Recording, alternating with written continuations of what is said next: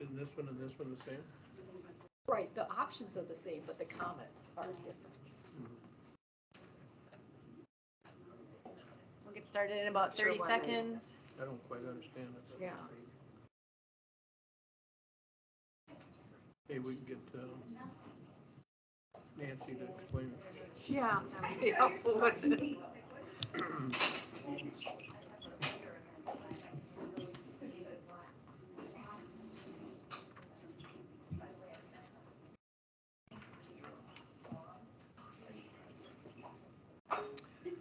Okay, it's 2:00. I'd like to call this meeting to order, and we'll start with the Pledge of Allegiance, please. Pledge allegiance to the flag of the United States of America and to the republic for which it stands, one nation, under God, indivisible, with liberty and justice for all. We could take roll call. Alan, would you start? Alan Steinbeck? Phil Measy? Peggy Hall. Randy Bottleson? Marty Mantonfell. Laura Leroy.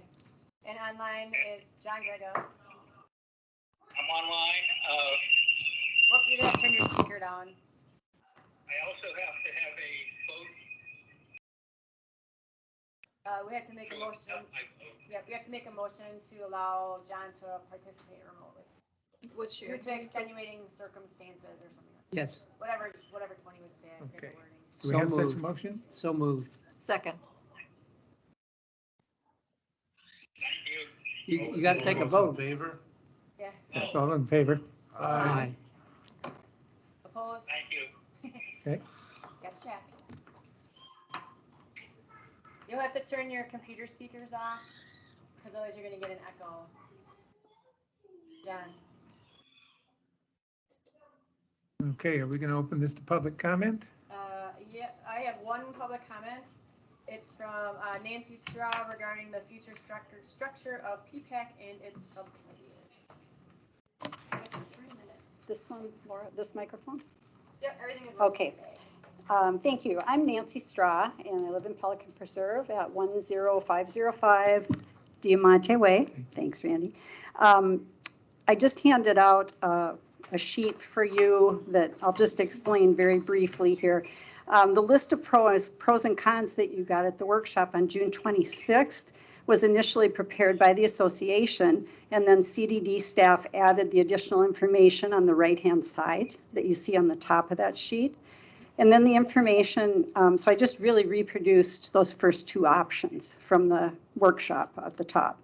The next part down at the bottom is I rearranged that same information so that like objects were like objects. Like if one said reduce staff and the other one said increase staff, they would be next to each other for ease of comparison.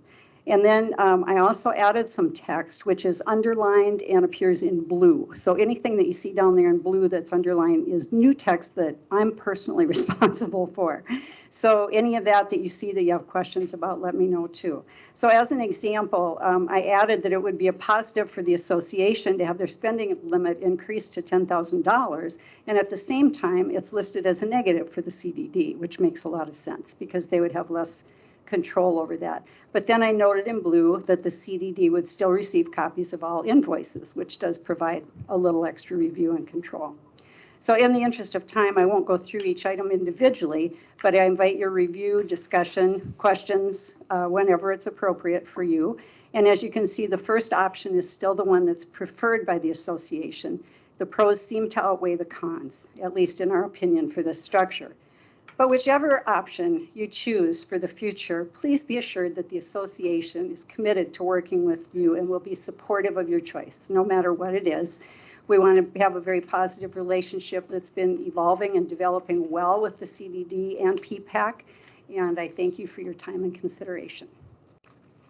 Thank you. All right, I do not have any other public comment.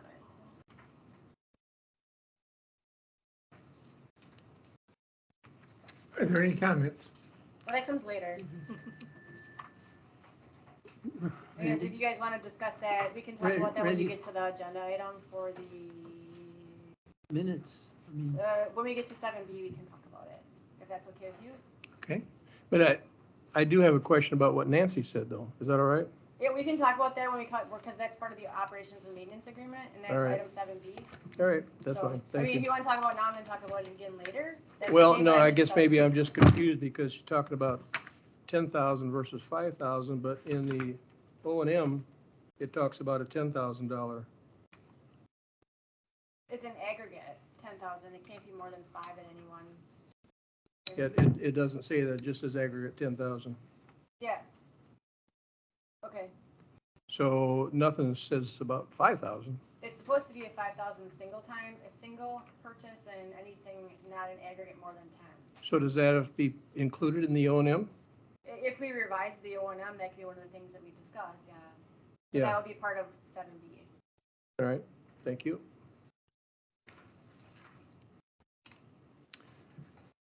okay, any comments on the minutes? are you doing both sets or? Well, Normally, okay, the minutes for May 11th? we normally just approve the minutes as a whole unless there's something you want to specifically pull from the minutes. Otherwise, we just make a motion to approve the minutes. I have just a minor glitch that I found in reading through it. Which ones? This is on the June 8th, on page 7, or page 15, item 7. There's a Ms. Shaw with us, but I don't think it was Ms. Shaw. I think it's Ms. Straw mentioned. I don't have, the minutes themselves don't have the same pages, so under which section is it? I'm sorry. It's section 7. Section 7. Items for discussion.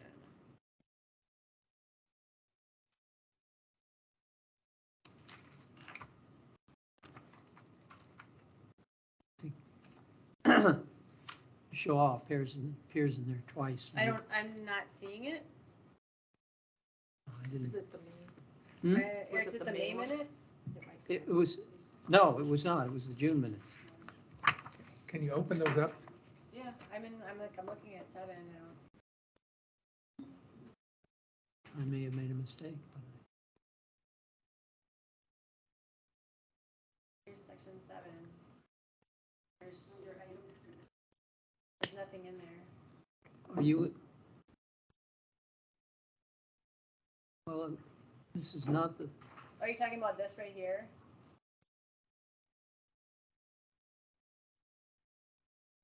I don't see, oh, so it's 7C, got it, okay, way down here. I don't, but there's no 7C in. sorry. You could just do a search on Shaw. On the 5th page of the And that's on the 8th? from June. Really? Page. Oh, these are all numbers. Yeah, maybe it may not. Here, There it okay, is. it's on page 5, got it.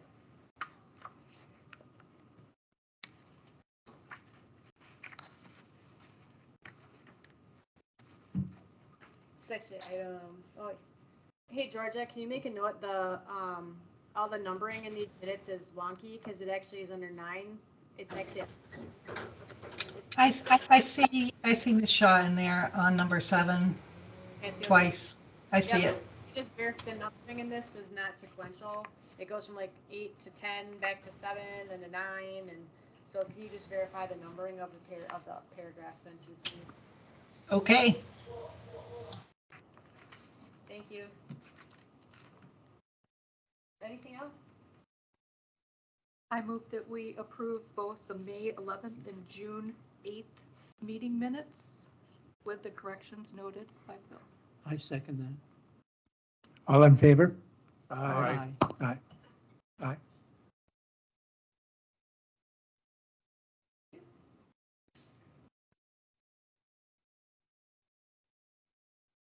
Next up, a financial report. But, now I was trying to follow through some of these different items on this and was able to get to the minutes easily and follow those. But then there's 150 pages or more of these reimbursement requests and things of that nature. Is there any way to leave that off? Because it is means Absolutely, nothing.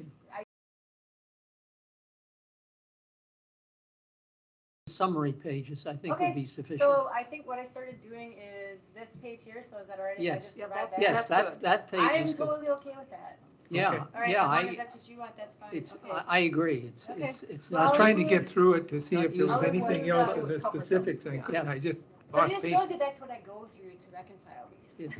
We felt your pain for a moment, so, yeah. So Well, I you will, get paid for it. I do.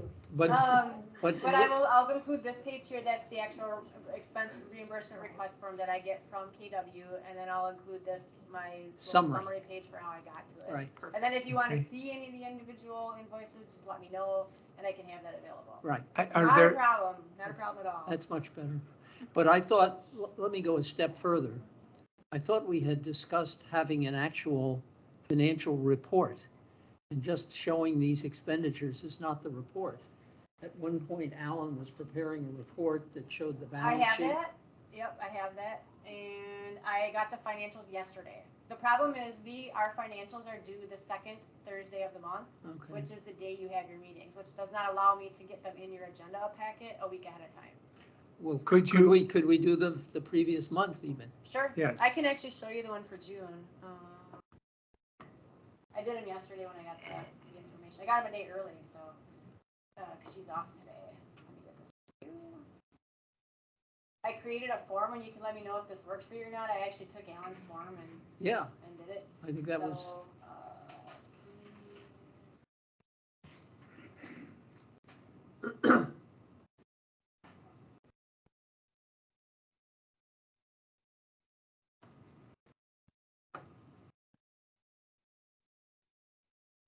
so here's what I did. okay. Well, we certainly need something like this. Yeah. Again, I got the financials yesterday, so. Right. that's why- and how do you feel about, even if it's a month late, Late. Yeah, get, that's not a get problem. Yeah. this report and all of the other stuff off? Okay, And then if there's any other detail that we need to know, or if Yeah. there's any discussion between, or,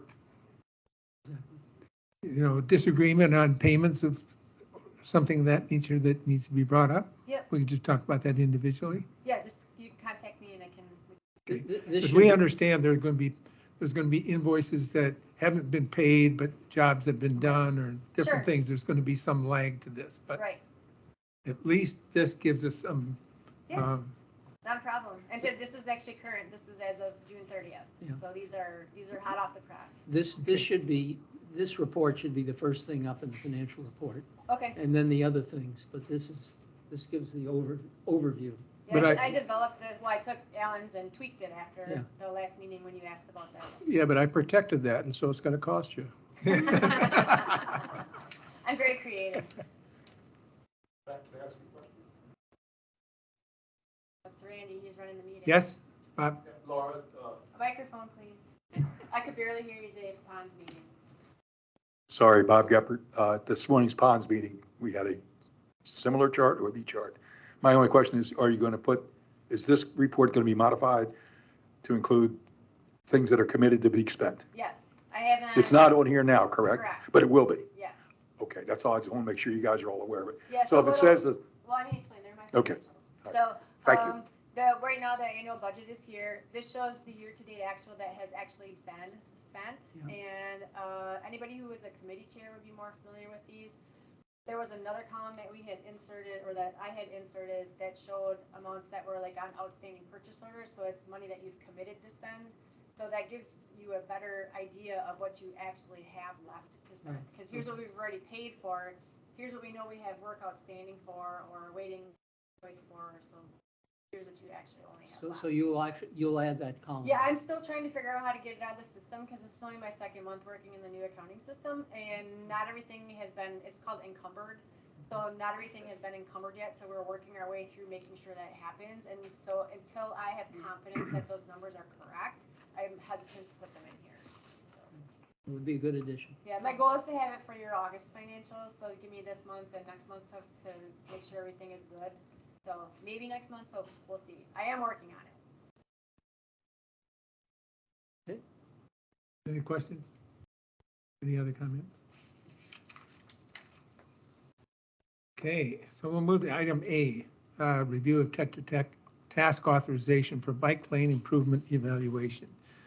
We can move past this as, you know, when we get the first original task authorization, which was for around $48,000, safety and security took that as a need to look further and has set up a meeting, a phone conference call with Florida Transportation Engineers to give us another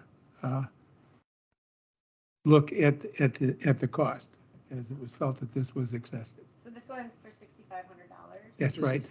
You know, despite the fact that there is a cap, not to exceed of 65,000, the committee felt that this was still excessive. Okay, so you would like to table 6,500? this? Pardon? 6,500. Yes, Oh, you Yeah. thought that 6,500 is excessive, that's correct. not the 48,000. We thought both of them, but 6,500 as well. Okay. Because what specifically was going to be asked for is that a number of spots be measured to determine the lanes. I'm going to show you some information where this has been done 5 years ago or longer to begin with. So, so we're moving beyond. It is still being looked at specifically for that universal lane and moving toward a bike lane. But we don't want the. Okay, I understand that they are a district engineer and they have first right of refusal. So if they don't want to do the work, we can go to someone else. But because they are a district engineer, they get first dibs on the job. So you may not be able to not take their bid and go to someone else. I will have to check on that because they did agree to do the work. So if they would have said, no, this is too small, we don't want to do it, then you can go outside to get someone else to do it. So had we said, no, we're not interested in having you do this other quotation to identify it? No, they would have to refuse to do the work in order for you to go somewhere else. So, I mean, I will table it, and I suggest to bring in the quote that you get from FTE. I'm assuming that's where you're going, right, to FTE, to get another quote? But, so in other words, you're asking us to get an outside quote from a vendor to keep Tetra Tech honest? No, I'm just saying that I thought that's what you were saying, is that you were getting a quote from a second vendor because you Well, thought the this one idea was too high. was to work with them and not Tetra Tech. Okay, but because they are a district engineer, they have first right of refusal, so unless they No flat matter out what their say, cost. no matter if they, I mean, unless we deem that it's just really, I mean, we don't have to give them the work, but you can't say, no, we're gonna give this to someone else, especially if we don't have a cost. So if you have a cost from a different engineer, we could certainly look at it, and I'm not saying that we'll give it to Tetra Tech, and they may match, I don't know, but you can't not use them if they agree to do the work. That seems contrary to what's in the O&M agreement, that the district says that the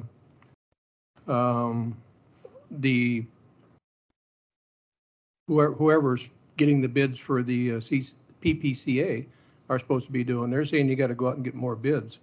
They're not saying you can just go with one and you got to stick with them. But like I said, they are our district engineer. It's a little bit different when you're going for general quotes for things like landscaping or painting or things that we don't have someone that we have a contract with. We do have a contract with Tetra Tech to do all of our district engineering services. So Seems a that's little why. dangerous to me, but I don't know. I don't disagree. But Let so me- I think if you do have something that you got from FTE that has a quote in the service. Oh, not as yet, responsible, but a you conference can call certainly had been reach set out, up. but we can't agree to do anything yet. No. Because of this. Because they have first right of refusal, and they have not, at this time, they have not said they will not do the work. But can we turn them down because we think they're too expensive? I will have to verify that. Mm-hmm.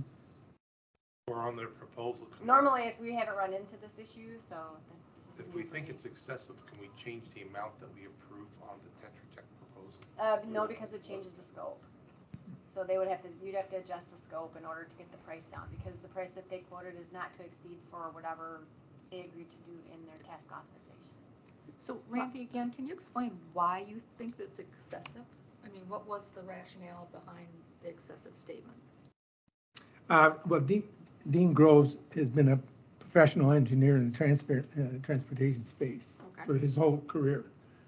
The company that he was affiliated with still works some part-time in Massachusetts, has a office here in Fort Myers. So I can't think of anybody who is better in, is more in tune with appropriate market rates and the amount of time. So when I asked him about this, he said that, no, we didn't approve this with Tetra Tech, although they wanted to now offer up an additional task authorization beyond that $48,000, whatever that was about. And he said that, Dean said he was scheduling a conference call to talk with FTE, Federal Transportation. He said, in my opinion, the 6,500 amount is excessive. The labor hours budgeted to take 15 spot measurements is crazy. I know it's not to exceed amount, but I would expect to have reduced budget. So I would suggest that that you go back to the Safety and Security Work Group, take this up, come back with a proposal that they make that we can then turn into a. That was the intention. I verified that you can deny the proposal, but it cannot be based on price. What could it be? I'm trying to find out. I haven't gotten a reply yet. Okay. It's not price. Yeah, government If is it's coming. not price, I mean, It's not price, So that's do we why need a we're here, motion is to to try table to this? do it the best. yeah. We need a motion to table the Tetra Tech proposal. We do. To make a motion to table the Tetra Tech authorization. I We have a second, second? I second that motion. All in favor? Aye. Aye. All right. Okay. My Okay. question for you, I just want to propose that maybe we bump B down to the end and do the other ones first, because I think they're gonna go a little quicker, and that way we Yes. can focus on the O&M discussion. I I just think wanna make that's, sure we cover everything. You're in charge, just a I suggestion. think that's an excellent idea. Okay, I like that idea as well. So Skip to C. And come back. skip to C, approval of funds for Pelican Preserve landscaping enhancement. Yep. Okay, And, and Mark is actually online. I think he's sneezing. okay. So my question on that is, I can actually cover this one. Originally, the request from the landscape committee was to come in front of PPAC to request an amount not to exceed $40,000 for the enhancements that they want to do inside of Pelican Preserve. Since that initial request was given and the quotes were actually received, we got 2 quotes. This is not updated. There's a second quote. This is not an updated packet. For Ameriscapes came in at $29,578, and I updated the agenda packet, and this is not updated. Because at the time this was put out, he said there were So I got a second one and updated the packet. It's not updated here.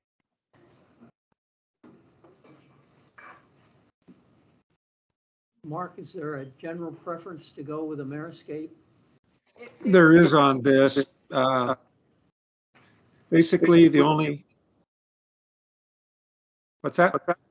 I said they were considerably less expensive. Which is unusual. my question is this new money over and above the 250,000 that we approved in the June meeting? The 250 was for the hurricane. This is out of the regular annual budget. Okay, Get that, Randy? April 13th, we approved moving some from a reserve budget to Yep. landscape. That So was is to this, replenish funds that were spent during the hurricane that were unexpected expenses, so this is in addition to that, but this is already in the budget. these funds would be coming from the dollars that you had already put in your budget to do this type of work for this year. So we're not asking for a reserve transfer or anything like that. It came in front of PPAC for two reasons. One, because you need to approve the expense, and the second is because it was over my threshold of $30,000. But when Mark actually got the quotes, they were under $30,000, so I'm able to approve them, but it's still your budget, so it needs to come from PPAC. Okay. I have a question for Mark, if he's online. Yes. Yep. Mark, what, if anything, do you do to assure that the work has been completed to your satisfaction? I go around and inspect every installation. Okay, thank you. Hey, Mark, this is Alan. Will you stay on for the entire meeting? I can. Could you at least stay on, let's see The here. O and M, which is going to be Yeah. last on the discussion. Yeah, if you don't mind, you could stay on for a while. Okay. Thank you. So as you can see, they came in, the Mayorscape proposal was $29,578, and Mainscape's was $48,071 for the same. They had all the same specs with all the same information. It was sent out to at least 3 vendors. I'm not sure how many exactly Mark sent it out to, but he only received 2 replies, and there's quite a big price difference. So Okay. this Mayorscape one, I am able to approve. It's under my threshold, but again, it's PPAC's budget ultimately. So it needs to come in front of you guys for. Okay, and so Ameriscape is a preferred vendor as well, Yeah, they're in the Mark's ones opinion? that was what Mark Yeah. said. Okay. I'm, So then we just need to vote. yeah, I move that we approve the expenditure not to exceed $40,000 as proposed by the You mean landscape 30,000? committee. Hmm? The 30,000. It's Well, okay, 29,578. Okay, yeah. Okay. We expenditure of $29,578 as proposed by the landscape work group. Is Can there I a just second get to some motion? clarification on something? I thought I had read that this was to replace impacts from Ian. No, it's landscape enhancement. It's just regular stuff. Okay. We would be replacing Some of it landscaping is lost hurricane. in the hurricane. And That- other landscaping. Okay. So we're just lumping them all, and that's fine, that's fine. Is there any reason it came in at 29,000 some when the threshold is 30,000 by the district? I have no idea. No. But I think that that's just, Ameriscape has your contract, so it's in their best interest to keep the business. They'll be there, they'll be the ones maintaining it, they're the ones responsible for it, and I think keeping them versus going with Mainscape, because always you'll have finger pointing, because Mainscape will say, well, you didn't water it, and so it's probably better just to stay with. And Alan, if you look, there were detailed sheets. Yes. Showing Yeah. the expenditures. How No, many I bushes understand there that. were and the whole- I understand it's so Yeah. close that it just, Makes you wonder. yeah, it It's does just, make you yeah, wonder. it is interesting. I don't think they know, but I mean, you can see this was very specific. So there's quite a bit in here. There's actually 3 separate. This is hardwood trees, and then the last page was bushes and miscellaneous. So there's quite a bit. 57. Randy, I made the motion. I don't know whether anybody seconded it. I'll second it. All in favor? Aye. Aye. Aye. You ought to ask for discussion before you I'm ask able for to a vote. discuss. Yeah, I'm sure there wasn't going to be any, but.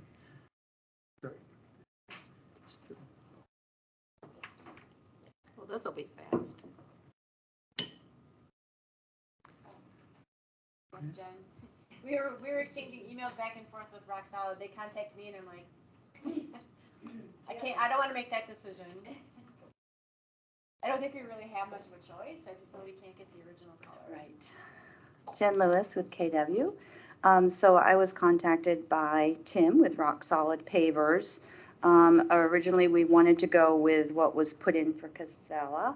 The Timo brothers put in a, I guess it was from the old Castle paving contractor. It was called the Cambridge 3-piece, and it was a red-yellow charcoal blend. Unfortunately, that paver is no longer available. So the closest match we could get is a Harvest, which is that one right in the middle, which, as you can see, it's red, it's got some yellow, and it's got some charcoal in it. So it's not gonna be an exact match, I don't think, to the Cambridge, but it's down the road. And I don't think anybody's gonna be complaining about There was some the variation. There was some mention about the Matarita people approving this color? Did No. I? No? No, No, I 'cause just, it's- I didn't want to approve Okay. it. Did you talk to any of the board members at all? I did not bring it up Okay. to Margarita. I just wanted to figure out how we need to get this approved as fast as possible. This- And because this is available immediately, and we've already been waiting, since April Yeah. for this to be. Okay. I can't Actually, imagine March. that the community would have issue if No, it's this No, close I of a can't match. either. Yeah, and it's almost exact. And they were confident that it was a very close match as well. Yeah. Yeah, good. Okay. So the Architectural Control Committee states that modifications to patios, sidewalks, and driveways, that all the pavers have to match if an individual homeowner wants to change. But it's not a There- homeowner. I Yeah. understand that. Why should we deviate from the standard? Well, because this isn't available. We We can't get the other color. one. Can't It's- get it. So we're gonna change out all the other pavers in Matarita too? No, No, this Well, the is, standard is all the pavers have to match. Now you're making the standard that we're not gonna match. I'm sure they all don't match right now anyway, not all of them, but maybe Isn't not. that more to do with one house next to the, a house and then Yeah. neighboring house and so forth? You remember, Marty, this monument is kind of all by itself on Prado Prado. coming down to Cypress. So there's nothing other one that's, monument that's really very close to it. Not for, maybe half a mile down to the roundabout. So, Well, I we think- can, how long would it take to get the original? Are we gonna do that They again? can't We get. can't even get Can't get it. can't even get the So, Cambridge anymore. It's not an option to get the original. I So think we why did- are we going forward with the project if we can't get the pavers that we want? Because we approved it. Well, what, we can unapprove it too. The, I can make a motion to withdraw the approval to put the pavers in too. Or we can make a motion to approve these pavers and to deviate from the standard For because houses. of the unavailability Yeah. of what we want. I mean, it seems to me that it shouldn't be a big deal. Yeah. So I move that we use the pavers that have been proposed and Harvest Blend. and that we approve the deviation from the standard because of the unavailability of the original pavers. That we install these pavers as requested. I second. Any further discussion? All right, let's take a vote. All in favor? Aye. Aye. Nay.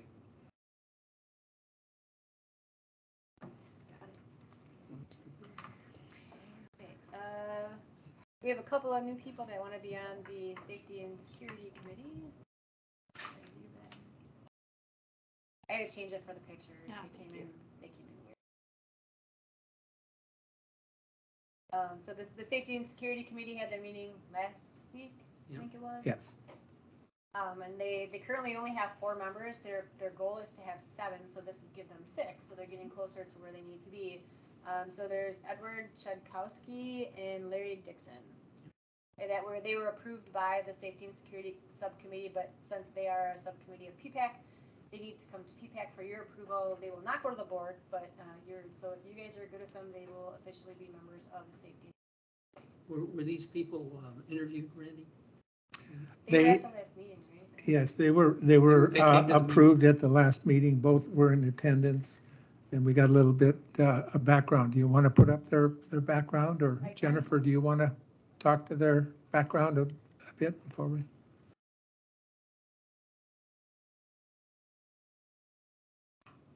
Yeah, this is Jennifer Nisanoff, Prado, and yes, they both came to the last meeting. They each gave a quick presentation on their background and why they were interested in participating.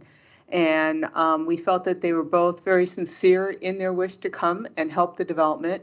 One of the folks actually was in law enforcement for quite some time. Yeah. Yeah, Because he's redacted. yeah, So- he's redacted a little bit, maybe because of his law enforcement, I don't know. Mhm. But at any rate, we both, we all approved them. It was unanimous. I move that we appoint Deborah Chipkowski and Tim, Larry Dixon, And Larry Larry Dixon. Larry Dixon. Dixon. I'll second it. Security. Any other discussion? All in favor? Aye. Aye. Aye. Aye. Aye. thank you. Thank you, Jennifer. We go back to Zoning too. Yes. Yeah. Let's, Yeah, his was the only one. yeah, let's, you could- let's get a ponds Four. update, and then I've got a few update items for safety and security. Did you want to talk about the operation maintenance? Afterwards. You're going to move it even farther down? Okay. Yes. All right.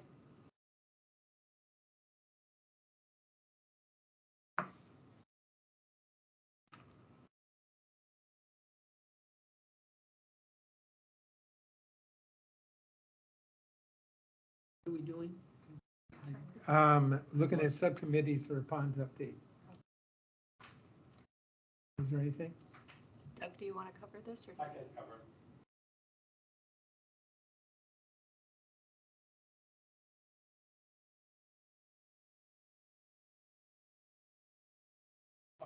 Will not take that much time, but I'll go through the July update.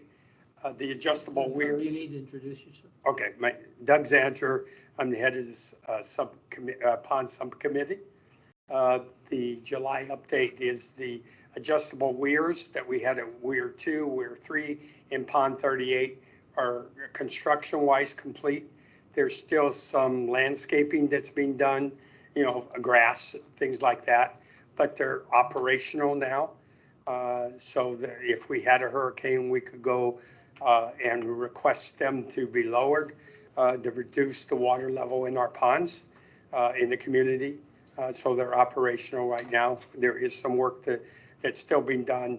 CDD staff is working through a plan to do some plantings around the thing so that the homeowners don't see the concrete box. But besides that, they're pretty well complete. The erosion study, where we're at there, is we've completed our observations, and there's 3 ponds that we need to look at to do erosion control around the entire pond. Those are 43, 47, and 48. And there's some smaller erosion on pond 12, 21, 28, 36, and 53. The budget for next year has money in it to do 1 of the whole ponds and maybe a couple of the smaller ones. But where we're at right now is that to get completion from Tetra Tech on the task authorization to look at the ponds that we have said we believe are the worst and to have them prioritized. Okay, and we need to get that done quickly, because if we don't get this done and select one and get a vendor selected during dry season, then you have to wait an entire year to be able to because when the water in the wet season, you can't do bank erosion type of work. I do have an update on that. I know. Okay. We're going to get something quicker, so that's where that is. We've completed the storm drain inspection. We do an inspection of all the storm drains. That has been completed. We're waiting from the report from the vendor, and then I'll prioritize what are our worst drains that need to be cleaned, the pipes that need to be cleaned. That should occur here shortly. They should have that report to us in a month, and then they'll have to come back with a proposal and the prioritization of the storm drains. So that's where that is. Doug, remind me, how often do you do these? We do the inspection. I'll say how often do we clean them? We do a third of our drains, but we do inspect them to make sure we concentrate on the ones that need the most. So even though, let's just say we're going to do a third this year, and we find out there's a problem that wasn't in that group of storm drains, because maybe a construction or a break in a drain, a line, water line that puts a lot of sand into the line, we will add that to the next thing. But the plan is that every drain is in line or cleaned every third year. But they're inspected every year. Well, they're inspected every year. Okay, we just completed the inspection. Right. We'll get the report. We might wait. Got it. Oh, yeah, that's what that is. There's nothing to ask for approval because we don't have a proposal to clean the lines. We will be, once they come back with prioritization, we'll be to you with a proposal. The last thing, just for update, the drainage project, we're on the last, that's the drains from the middle of the home to the pond. We're on the last pond. We have 3 proposals in Prado. We will be completed in the next month. And then from then, we have to wait till October, which is next year's budget. And we have 4 proposals for $185,000 for next budget year. That's in our current budget for next year. I don't think it's approved yet, but that's the number that's in there. Okay? Yes. Yes, go ahead, Cece.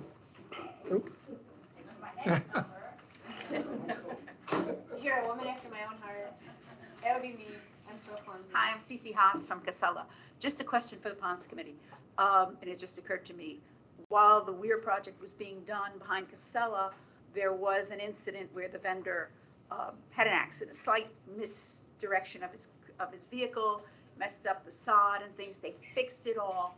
The question is, at the same time, soon after they replaced the sod, some blue paint markings appeared on that circle of pavers. The question is, does that indicate any unfinished work in the repair to whatever they may have cost? I don't know the answer to that. I know Jennifer had a big problem where someone dumped a big thing of blue dye. Oh, no, that's the front entrance. I'm talking, this predates, this is in the days after they redid the sod months ago when the Weir. I'll check it then. Yeah. I don't know. I just don't want have to an make sure answer. there's nothing undone. I don't have an answer for the stuff on the blue and what it would be there for. Yeah. It would be drinking water. Somebody would have called in the local. The only thing I could think of. Well, I just thought maybe their truck damaged something and nobody's yet fixed. I just don't know. Unless they're planning a repair and they called in a locate. Yeah, then we Okay. Then it would Okay. work that way. Thank you. Okay. Any questions? Okay. Thank you, Doug. But Laura, you said you had an update on? Oh, during the Ponds meeting this morning, because I didn't realize that they hadn't followed, that Tetra Tech hadn't, I asked for an update, and they were waiting for a contact, and so I gave them Doug's information, so they could get with him, or whoever his designee will be to go and do the inspection. So Laura and Bob both put heat underneath Tetra Tech to get something to us quickly. And they'll be going to Jim later. They count it. Okay, all right, thank you. All right.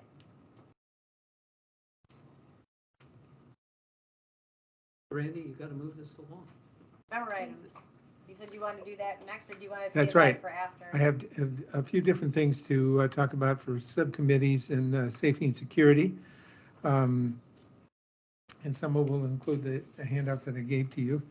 The first thing, a project was completed recently for an issue with a sidewalk. And this is on Cypress Grove between Matarita Drive and Solero Drive on the north side adjacent to a pond. There was significant flooding that occurred in that area. And so after sending a picture to Laura and to Andrew Johnston, we got Andrew out to take a look at it, and they recognized that it needed to be fixed. Got approval. Jennifer got quotes from Gator Construction, and we happen to fit into their project scheduling, and so that has been completed. It's the 3 different segments of concrete were replaced, and then a concrete flume was built that connects to the metal grates in the gutters. And at one time, I took a picture of after significant rain. And these concrete segments are 5 feet by 5 feet. 13 of them were underwater. So 65 feet of water was handing. And then it means that the grass by them is always saturated also. So everybody's walking in the street. So this got done in a relatively quick amount of time at a reasonable price, What was the price? $2,500. And this was approved by the district and It looks very nice. And they were very it looks good. And I got a compliment on it this morning from somebody who I just meet walking all the time. Didn't know that we were involved in. Secondarily, I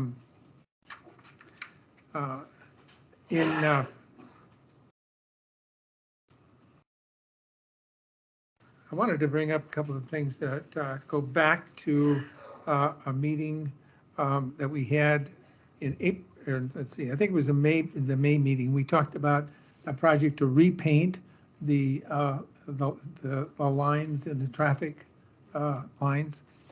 And we discussed the quotation. There was options to do the entire amount or do it in two different sections.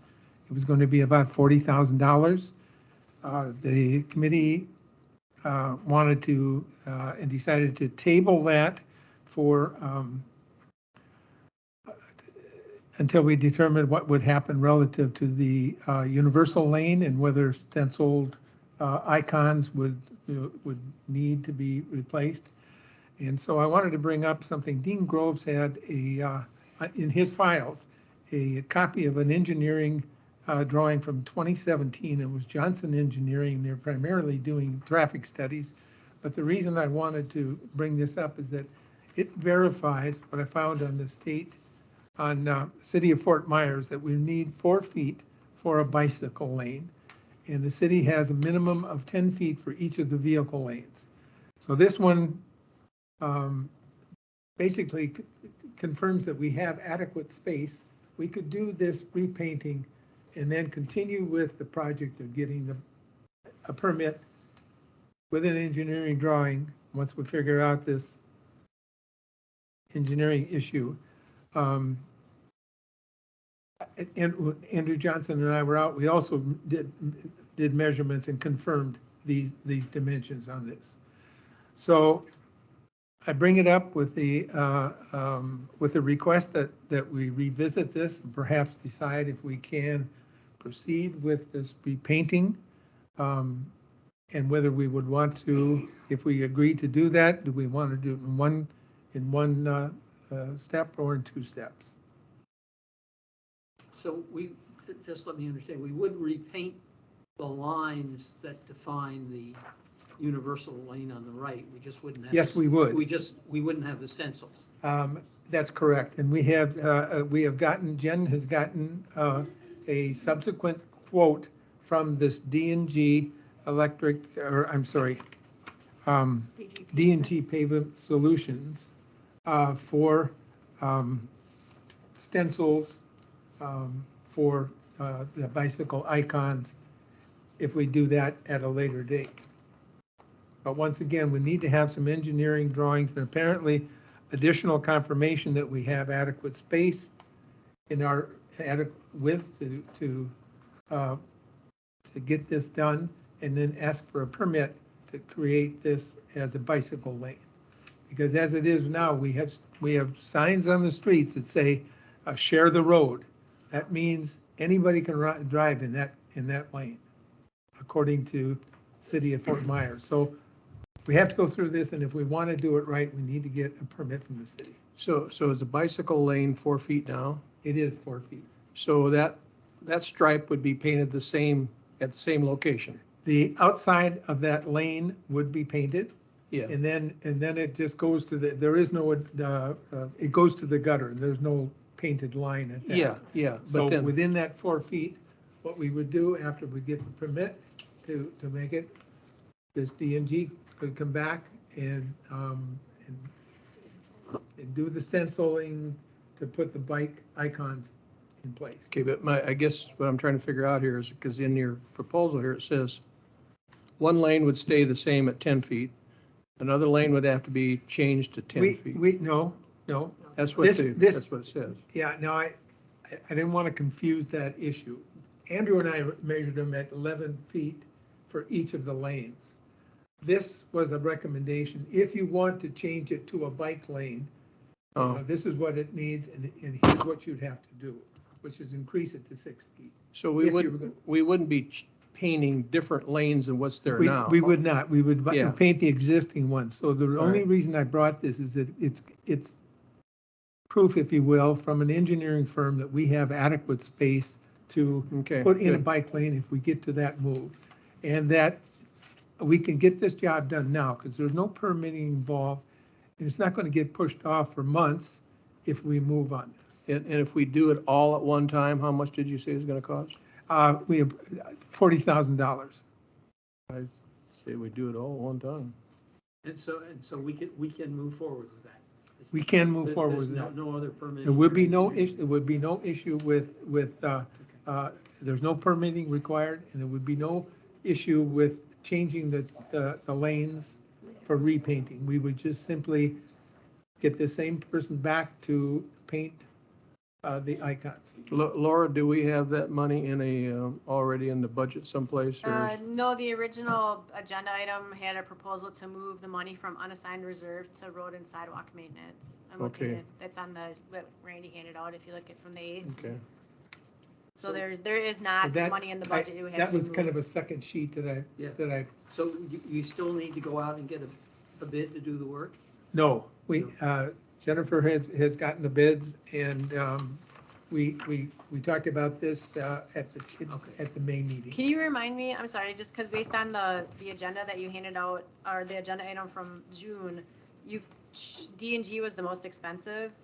And the other, Atlantic Southern was 38,000 and Paramount was only 32. Do you know why we're going with the most expensive? The main reason was that the request was made that glass beads be added to the paint job for added illumination.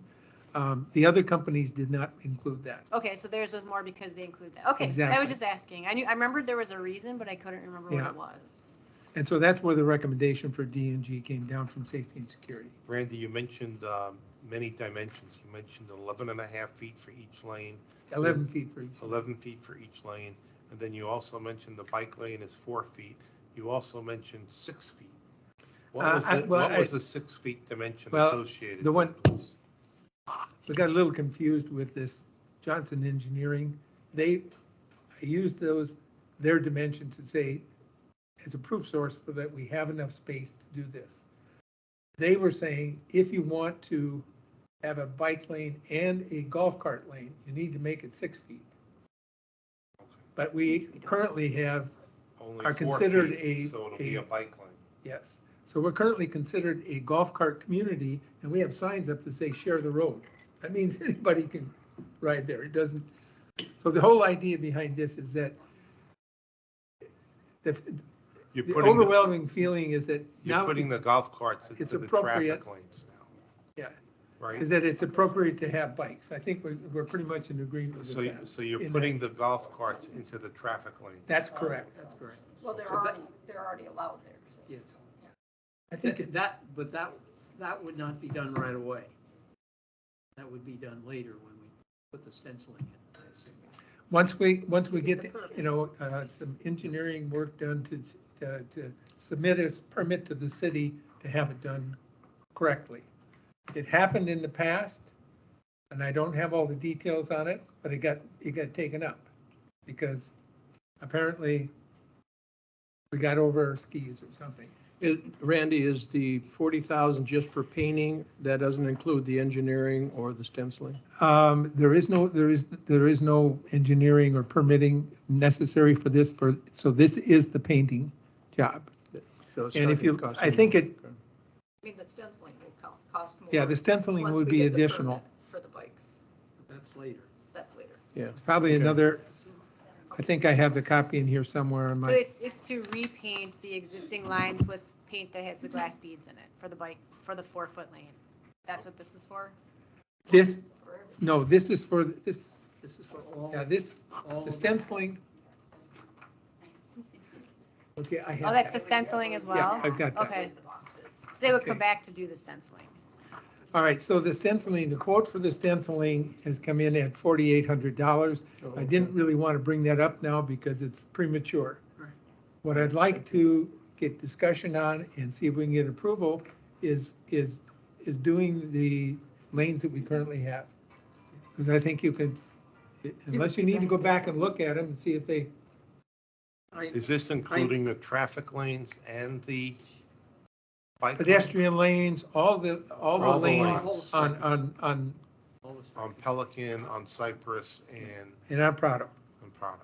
Well, and Randy, And a will little they, bit on will they trees. be the ones that were replacing those reflectors in the center too? No, they're not, there's no intention to do anything with those. Really? They'd be left in place. Well, So there's- if we, there's so if we many were, missing, if we were to take those up and redo those, it'd be like $80,000. Hmm. So safety and security is looking at this as a more cost-effective way to do it. And Okay. Does this in their im- judgment, the lanes are significantly faded from the sun and should be refreshed. So Does this impact any repaving issues schedule? Don't we have currently scheduled repaving in the development? Nowhere I know of. Avila is done. It's, Vila is done. Avila is And there's done. no bike lanes in Vila. Most of the community don't have bike lanes. There's no repaving. Yeah, so this is only for the main, So for we the main don't- thoroughfares. It does not include any of the neighborhoods, except for a little bit on Trieste where there's. So is this right? Did I pull up the right thing here? If you look at your screen? Look at your monitor. I went back to the June meeting and pulled it up. This is the one, this is the D&G proposal. Okay, there we go. And that's where I was talking about, if we were worried about the cost to begin with, it could go, in 2-year increments, 2 phases. But if this is going to be necessary every 3 or 4 years, that just means that we're always doing this. The only question I have is we have some work being done on that Carina Circle down by Casella. Yes, and in talking with Dean, that really would not be an issue. We could go up right about up to that spot, and there's going to be some additional painting on the road itself, but this should not be Okay. an issue. And if they have to stop a little short, we can get that in the other. I move that we approve the repainting of the roadway pavement markings on Pelican Preserve, Cypress Grove, Prado, and Does it say something about, Well, and then as this the quote is. layout for striped on Portofino, Sevilla, and Avila HOAs. for an amount not And the to, third part of it, for an amount not to exceed $45,000. Is that do we have a supposed to second to that? I second. Any other discussion? Well, I'm just going back to the 45,000. Why Well, 40? I guess because, The estimate is for 40,500, so it's got to 41. be over that. yeah, we want it to be over that. That's just to allow a little elbow, Just a not to exceed number? not to exceed. Not to exceed. All in favor? Aye. Aye. Aye. Aye. Opposed?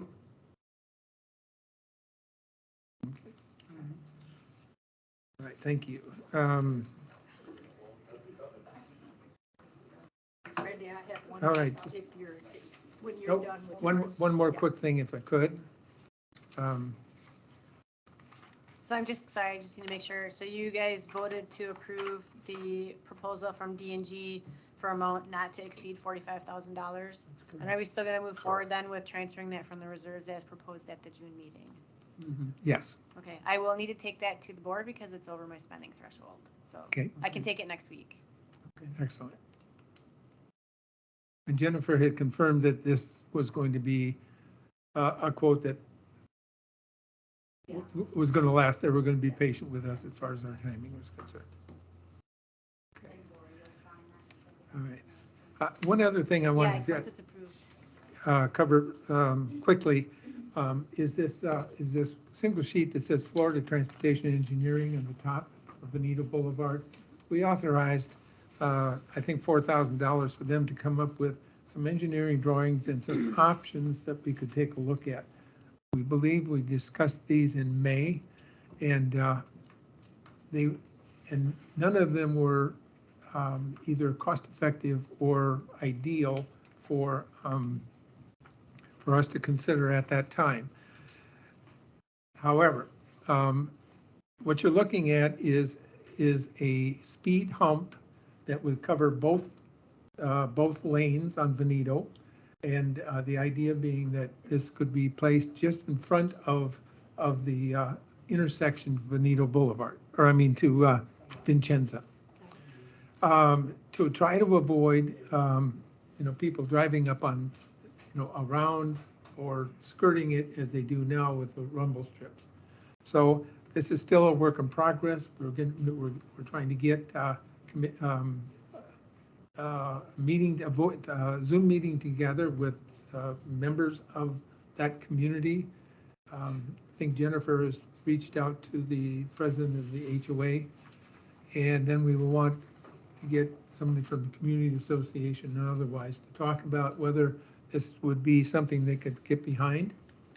So Is that we there, can kind of, is there 22 feet between the median and the cross street?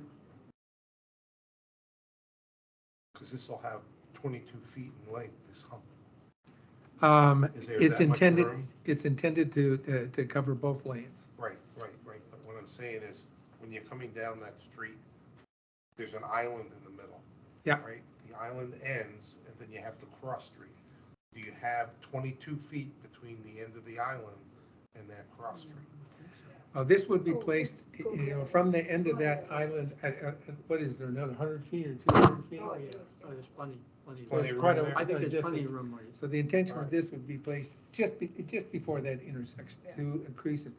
So if you can look at that and you can get that taper, we're only talking about, a long taper up 3 or 4 inches, but if somebody doesn't slow down on that, they're gonna grab air. So the idea is that this alone, with no concrete imprint on the top or things of that nature that add cost, might be accomplished for around $10,000.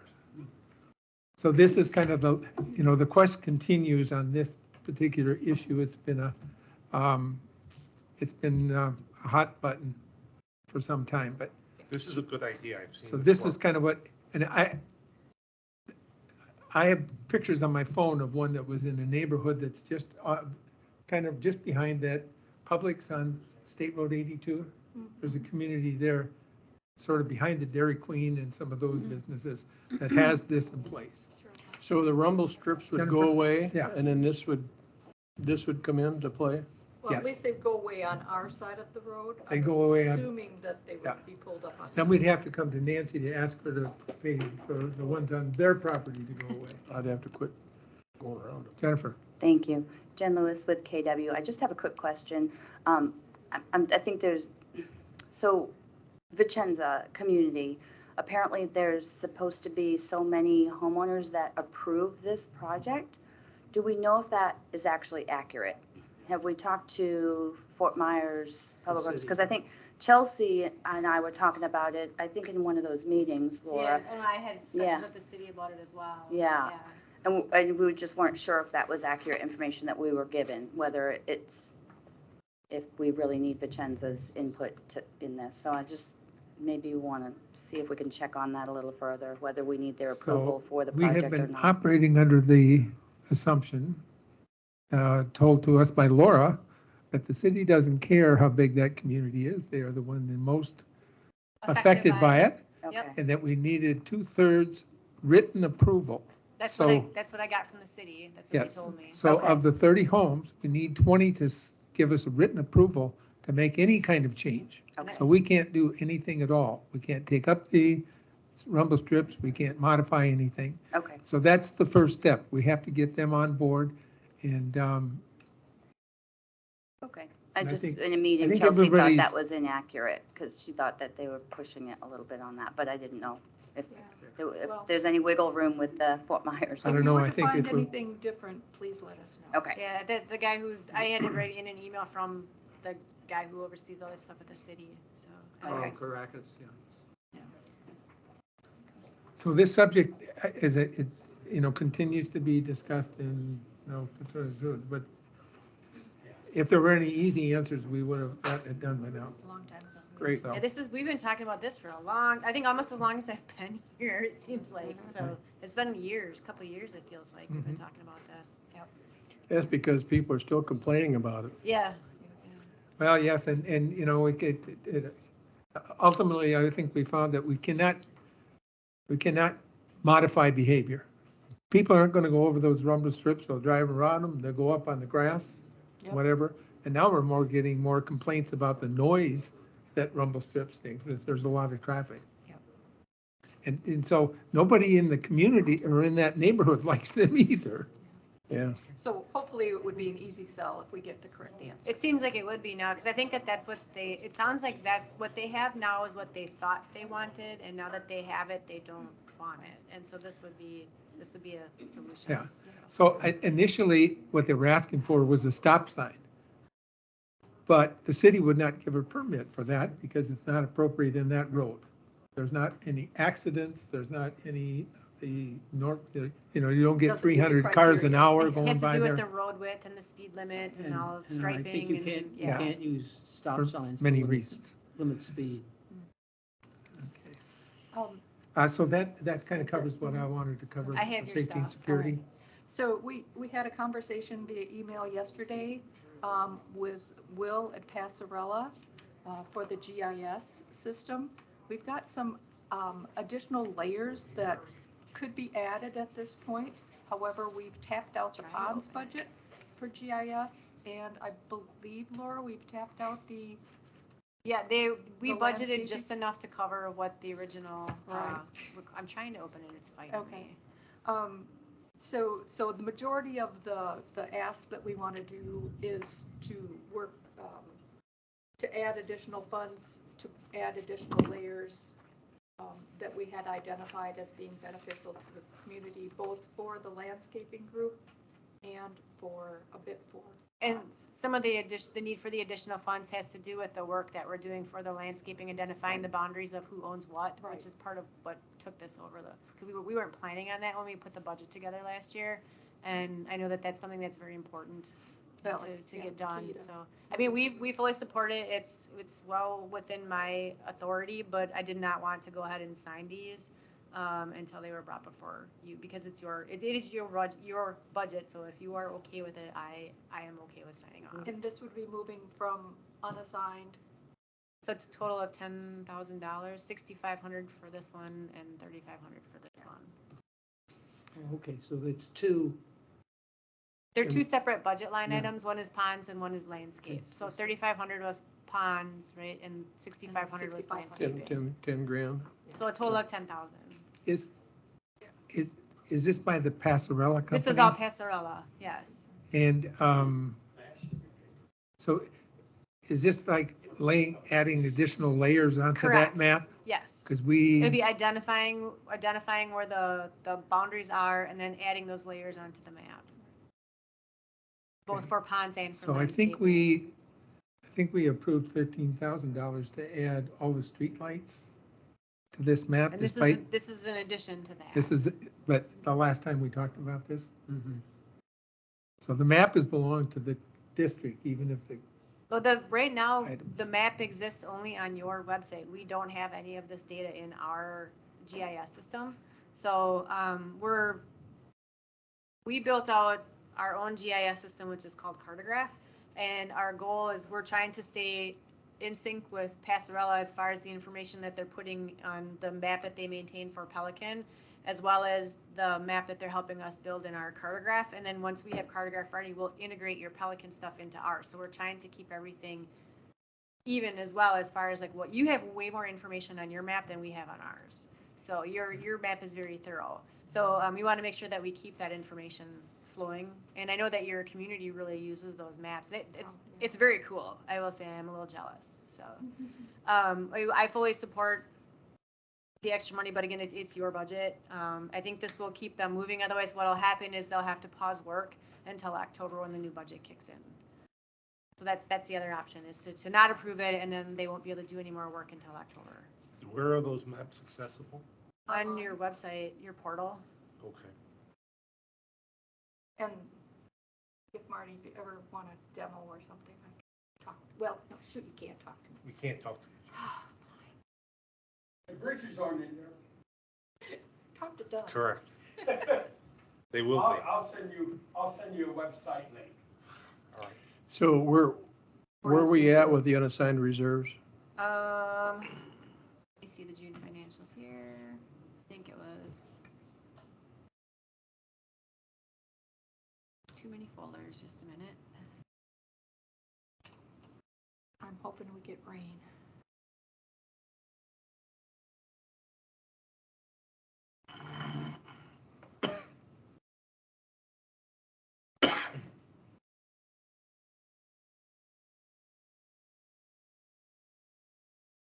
What are we looking for? Unassigned reserves. Make sure we got plenty of money for whatever.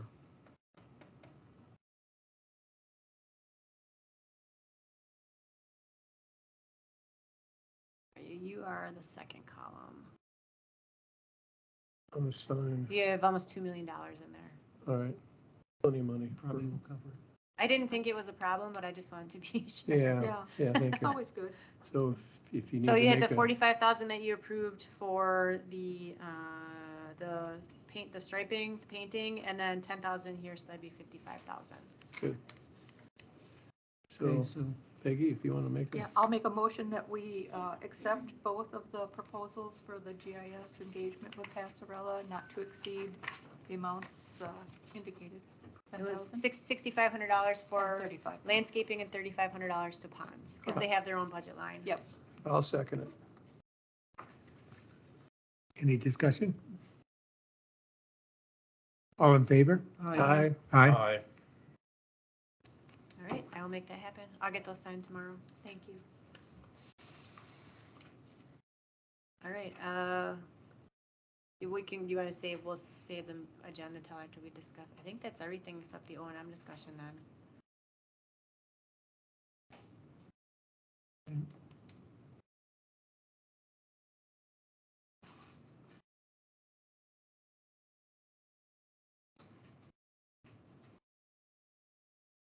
Find the right line.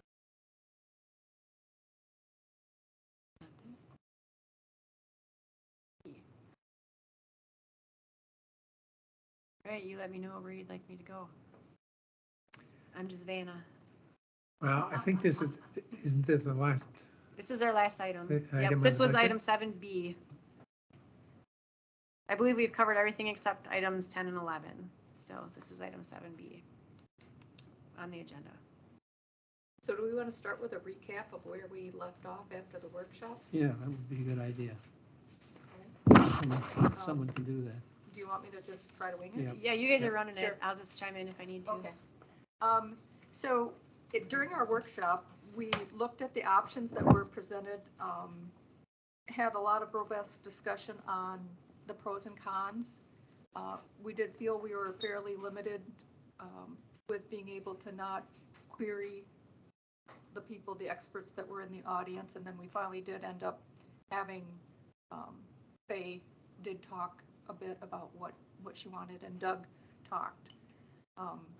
We left that meeting with kind of a agreement of sorts that we were trending towards staying as is, because there were so many more unknowns. And we were not convinced that the positives outweighed the negatives. So that was my recollection of that. Does anybody else want to add? Well, I've got a whole page of stuff to add, I guess. Well, I guess you should talk. Well, I was kind of concerned after that meeting, to be quite honest with you. I certainly didn't feel like we got it all out there. And I'm not saying it wouldn't change from where we're trending towards, maybe staying the same versus something else, but I think this is really an important decision. It's a major decision. And this committee's got a lot of soul searching to do as far as I'm concerned. And I really, nothing against Laura or anybody else, but I really wasn't, I didn't go away feeling like I knew everything, all the pros and the cons of this change, what this change would be. I don't think it was vetted enough. I think there needs to be more vetting of that before we really make a formal decision. And my main concern is that this, and Mark, I appreciate you staying on here, that the sunshine law still does hamper the working groups. And I know, I trust what Doug had to say, but I also know what the sunshine law is and how it has affected some other organizations. And I was in another organization where it affected that. And it does stymie getting a lot of stuff done.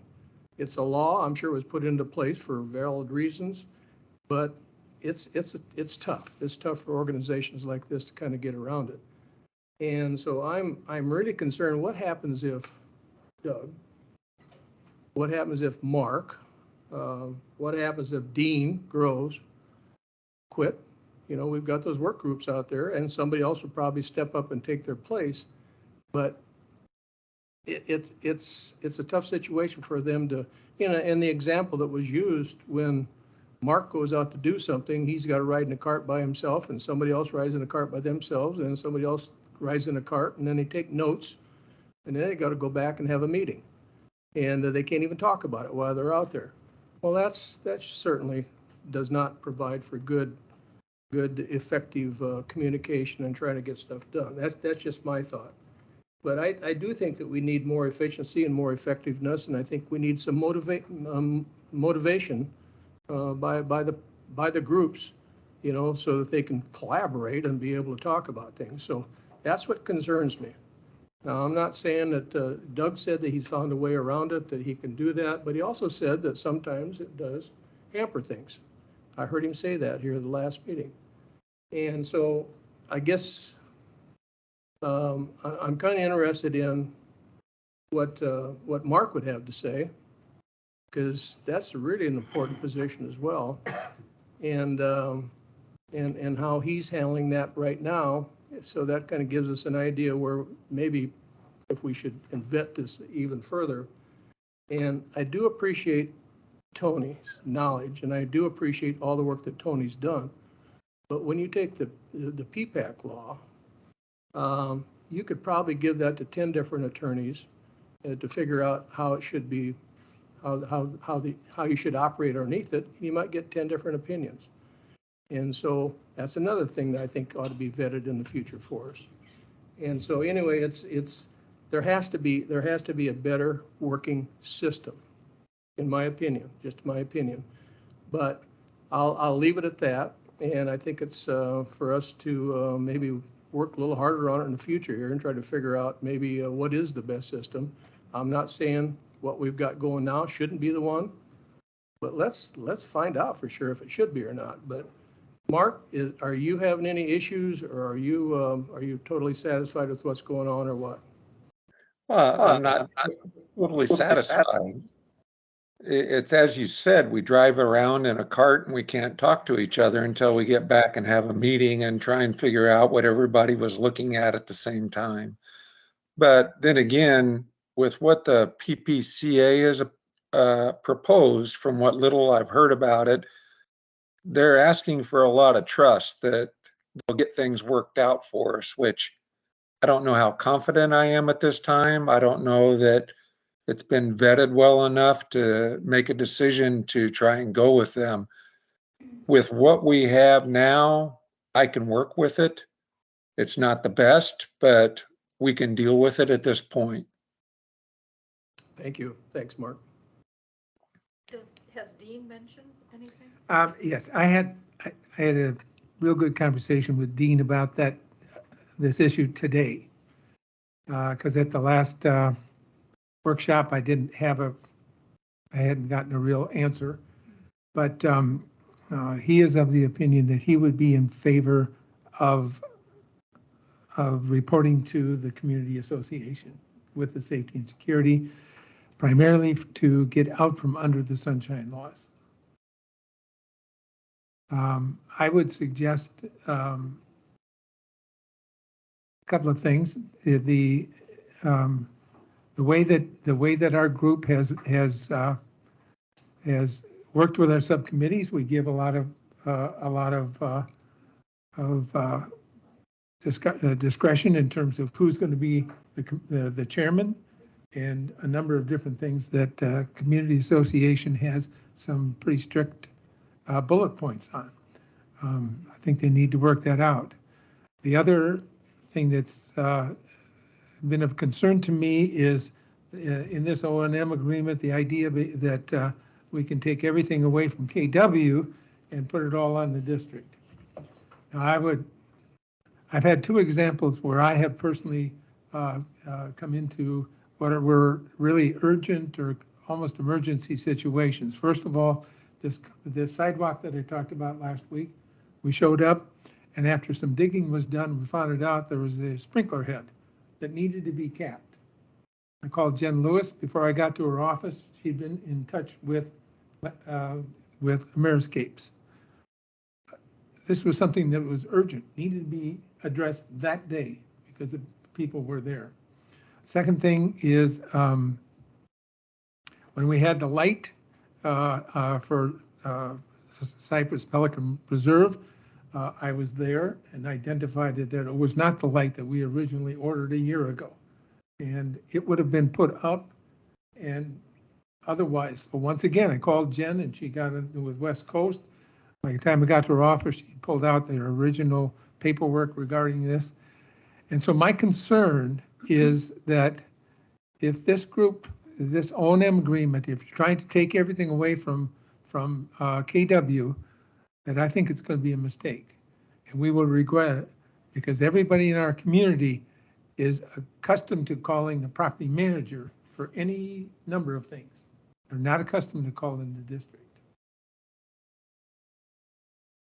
So that's my take. Dean shares that. Dean shares that opinion. I mean, that's kind of my personal opinion on that, but we're pretty much on board with this.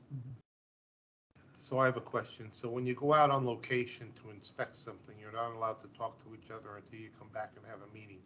Why don't you have a meeting on location, the technology that we have today? Yeah, and everybody can, well, everybody's got phones that they can log on to and participate remotely. So why can't you go out to the location? It has to be announced and you have to open it up to the No community. public can go.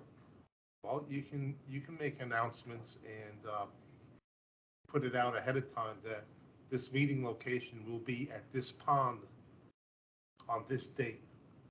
You're welcome to attend. This is Mark. We tried something similar to that and Tony voted it down because the public may not know exactly where they were supposed to go. And in our case, we would actually be moving. And even though we would be available to tell them where we were, that was not good enough. Have we actually, I know we've had Tony comment on some of the proposals. Have we asked Tony, the question we probably have, but I don't know that. Have we asked him, is there a way of setting this thing up so that we can get out from under some of these very difficult When you post laws? your meeting notice, you can post a map too. Can I answer that? Go ahead. Bob Geppert from Monticello. To your question specifically, Phil, yes, Tony held a number of meetings with the three subcommittee chairmen over at the Brocky Center, at which Faye was at some, I don't know if Nancy was, but a variety of people were at them. Yeah, we had a number of meetings where we talked about what the issues were in order to conform to sunshine. And to answer Marty's question, it can't be done, even though it sounds logical to us laymen, it can't be done. It must be done the way they did it. Now, the compromise was that independently, the members of a subcommittee can go and view areas, as long as they're not together and not talking, make notes, make photographs, do whatever. And then you immediately come back and you caucus and everybody talked about it. That's what got the $40,000 in front of you today. They did all of Pelican Reserve Boulevard one week, they did all of Cypress Grove the next, and we finally got the log jam broken and we're here. To your concerns about, moving things too fast, gentlemen, we've been at this for over a year. Safety and security has yet to come under this program. They will October the 1st. But we have been doing ponds for 14 years. And of course, you all know that I stepped out, somebody else stepped up. And I have no reason to believe that that same thing won't happen with the other committees. But the principal thing that the district will provide to us is backup. There's no functions that are being done by the various work groups that aren't backed up here at the district by somebody. If there's a call at 11 o'clock at night, there's nobody in the KW office, but there is somebody at the district to answer. If there's a call on Sunday about something happening, there are people over here that will back up. That may be true, Bob, but those somebodies will be riding in a cart by themselves, going out there and checking stuff just like Mark is doing. No, that's not the case, Alan. We're talking about emergency situations. Let's not move, and please just hear me out. I'm going to mix it, metaphors here. The fact of the matter is we'll have stronger support at the district than we have today. No disrespect to KW or anything they've done. And yes, our community is used to calling them. So we got to transition to the new way. They'll learn. We have done as a community a terrible job of explaining to our residents just what the GFCDD does for us as a community. And quite honestly, what PPAC does. The average resident doesn't have a clue, but they all know who to call for ponds. So it's not, to me, a year or 2 years from now, they'll know who to call for any safety and security item. They'll know who to call for any landscape item. And we have a robust cadre of volunteers. Now, I don't have a bias, even though you may not believe that, whichever way you choose. And I've said publicly before, I'm going to support whatever PPAC wants to do, and I still will do that. But I want to make sure that you're comparing apples to apples and oranges to oranges. You will save immediately the $89,000 that we're currently been paying for administrative and management cost. That doesn't result in a savings in your pocket, but that $50,000 each or $45,000 goes to those two subcommittees. So when you come up with something that's $40,000, you don't have to allocate money. They now got a little budget, a hush fund that they can get things done. I firmly believe they're going to do a much better job. Just the way, Randy didn't want to spend $40,000 to engage Tetra Tech. I totally agree with him with that. But we're looking at it differently than other people look at it. When we look at it, it's money out of our pocket. With all due respect to KW or Castle before them, it doesn't matter. It doesn't come out of their pocket. They're going to be good stewards, but they're going to take the path of least resistance. I have found that our volunteer groups do not do that. Mark leans on Ameriscape to get money cut out of. They've all done that. Doug does it all the time. And I believe that Dean will be able to do the same thing to do the safety and security functions. I think we've overcome most of the obstacles. I really do. Working with Tony, we now have a way to live and conform to Sunshine. And I do agree with you, if you ask 10 attorneys, you get 10 different answers. I totally agree with that. But the only one we have to answer here at the district is Tony. Good, bad, or indifferent until we change him. And he subscribes to what this current procedure is. He's the one that helped develop it in line with our chairman. And I think it's functioning well. I think from here on out, it's going to move much, much better. I personally support whatever way you're going to go. But, we don't need more deliberations, more discussions. If somebody is not attuned to this after the 15 months we've been kicking this around, shame on them. But again, it is your decision. Well, and just to clarify, there's a few of us on here that have not been around for 15 months, and we're still absorbing. Understand. And the 15 months has just been, this has all kind of come to light here now as far as it hasn't come to light. I mean, we're now starting to focus on the Sunshine Law a lot more than what we were prior to this. We never looked at it before this. This came up from the Community Association as an objection. You're absolutely right. Yeah. And I think that's what's got us into these discussions.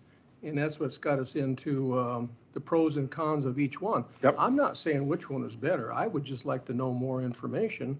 And I'm not trying to kick the can down the road, but it's an important decision, in my opinion.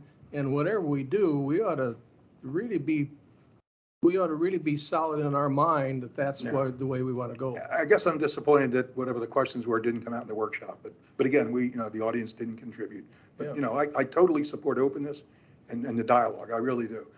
But we worked very hard to get through the sunshine, to stay in sunshine compliance. And clearly, that was a big advantage of going to the community association. I initiated a lot of that because I was very frustrated with what we were trying to do here at the district and not get things done. But I personally am real satisfied right now that we have a path forward. And I heard that from Mark too. Now I'm disappointed to hear from Dean because I've had the same conversations I'm sure that Randy has and have never expressed to me the fact that he did want to stay here. I've never heard that. And I've talked to him many, many, many, many times. I believe Randy, so that's what happened. But again, they haven't even started to function and will not until October 1st. So one So question. my conversation with Go ahead, Dean yeah. today, and I had mentioned to him before that I would support whatever safety and security felt was best working for him. That this reflects that approach, not from a personal standpoint. I think I mentioned my reservations, one of them being, and I would ask landscape or safety or ponds, do you ever have anything you consider an emergency or even urgent that you got to get help with right away? Like a sprinkler head that needs to be capped. It sounds like a small item, but this is where KW has helped us in the past. I don't go to KW for something like you just said, sprinkler head. I go to Ameriscape, the online problem ticket system. And, I had one in the evening where the sprinkler head was broke. And the next morning they were there and fixed it. Okay. I mean, Yeah. that's how I report them. I wouldn't call Jen for something like that because that's how you're going to report. Is the online Ameriscape ticket system. Yeah, about 4 years ago, a sprinkler head at Marty's house. I guess the point is that each of the subcommittees operates differently. Right.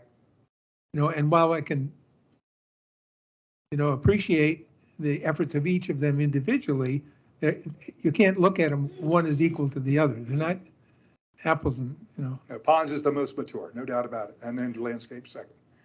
And then safety is the last. But a couple of years ago, a sprinkler head behind Marty's house before he was living here. And we had a gusher that went 30 feet over the house. And it happened either a Saturday or Sunday. And I just happened to be a neighbor and I called Javier and he came out and fixed it. But I don't know what somebody Prado that didn't know Javier would do.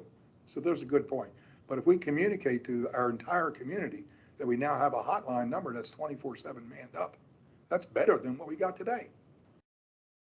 So. but obviously we'd have a lot of these things that would need to be worked out. Absolutely. And they need to be talked out before we kind of decide what.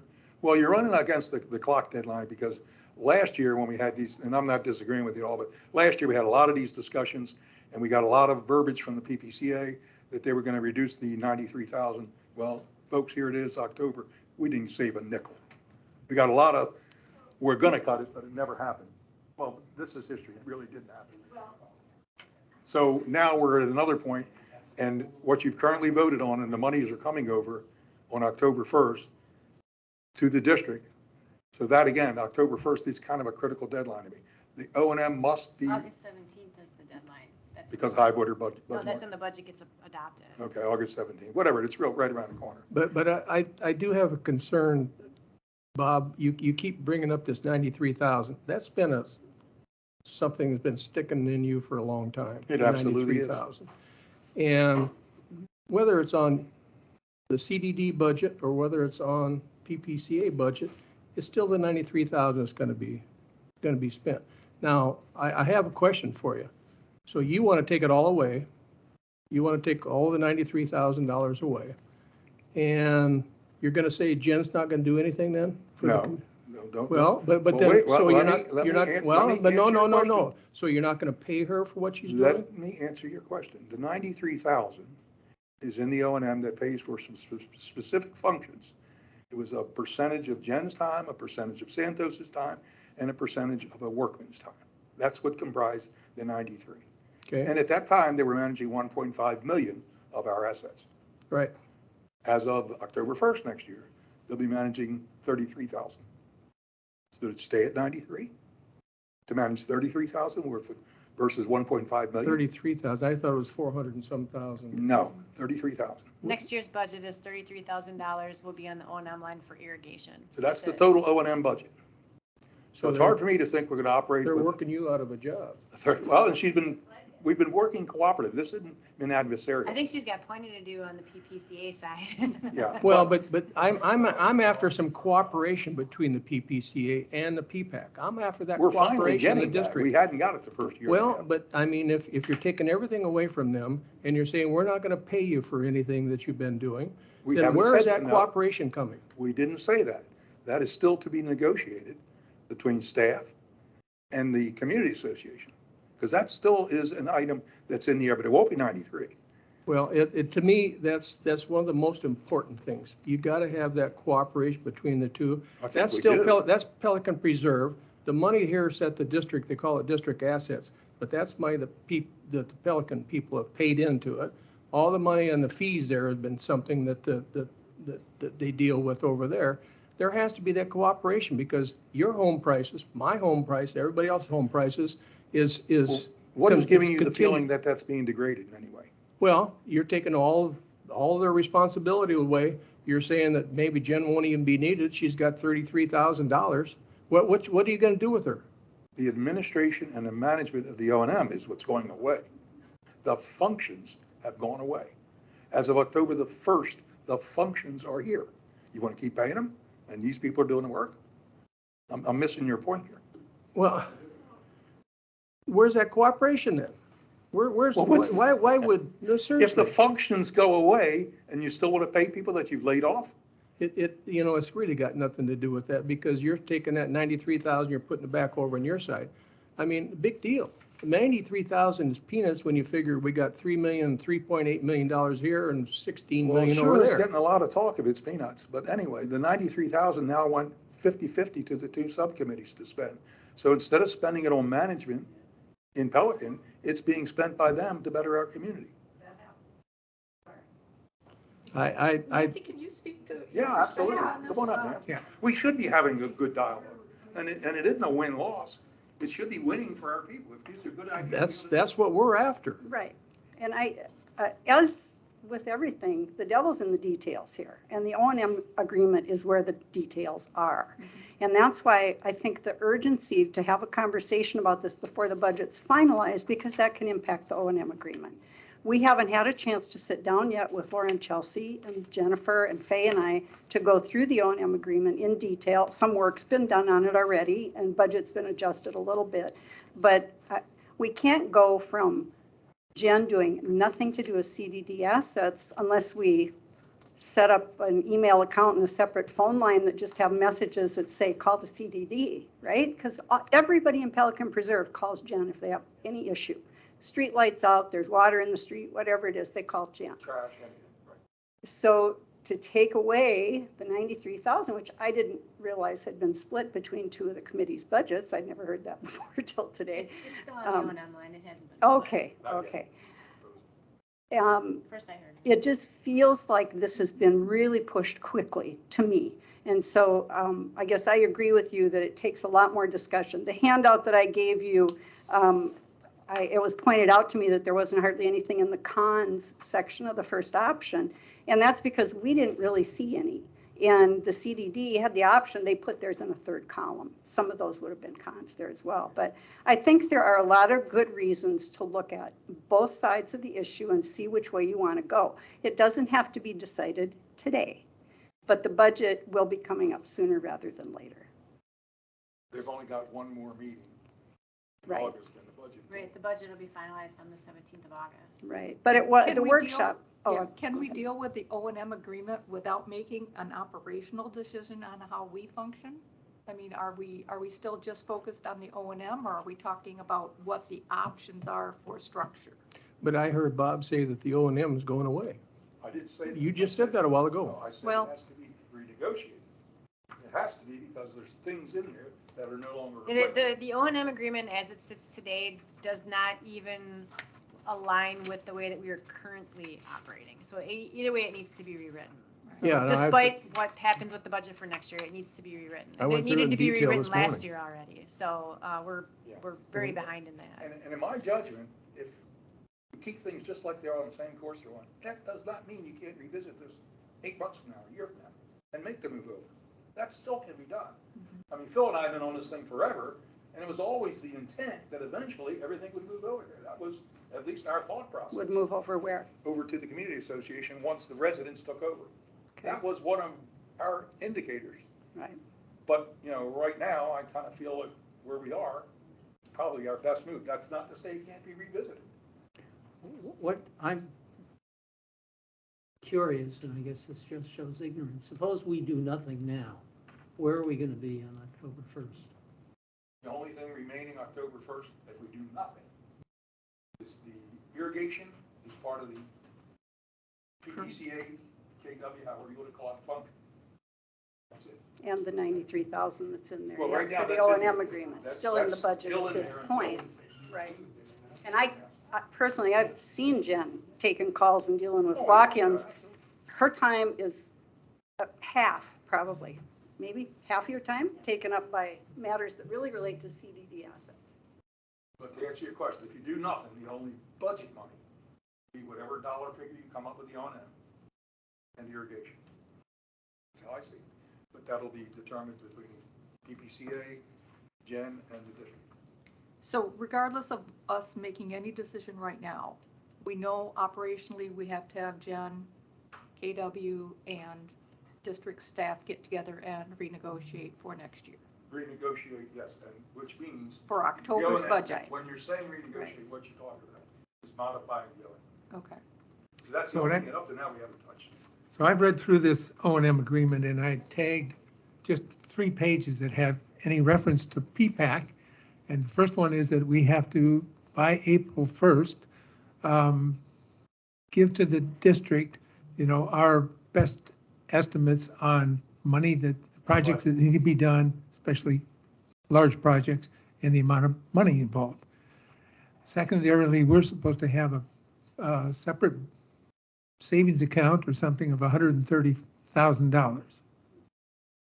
But I don't, you know, but otherwise, all this is between Gateway District and Community Association. So what is it exactly that we have an effect on?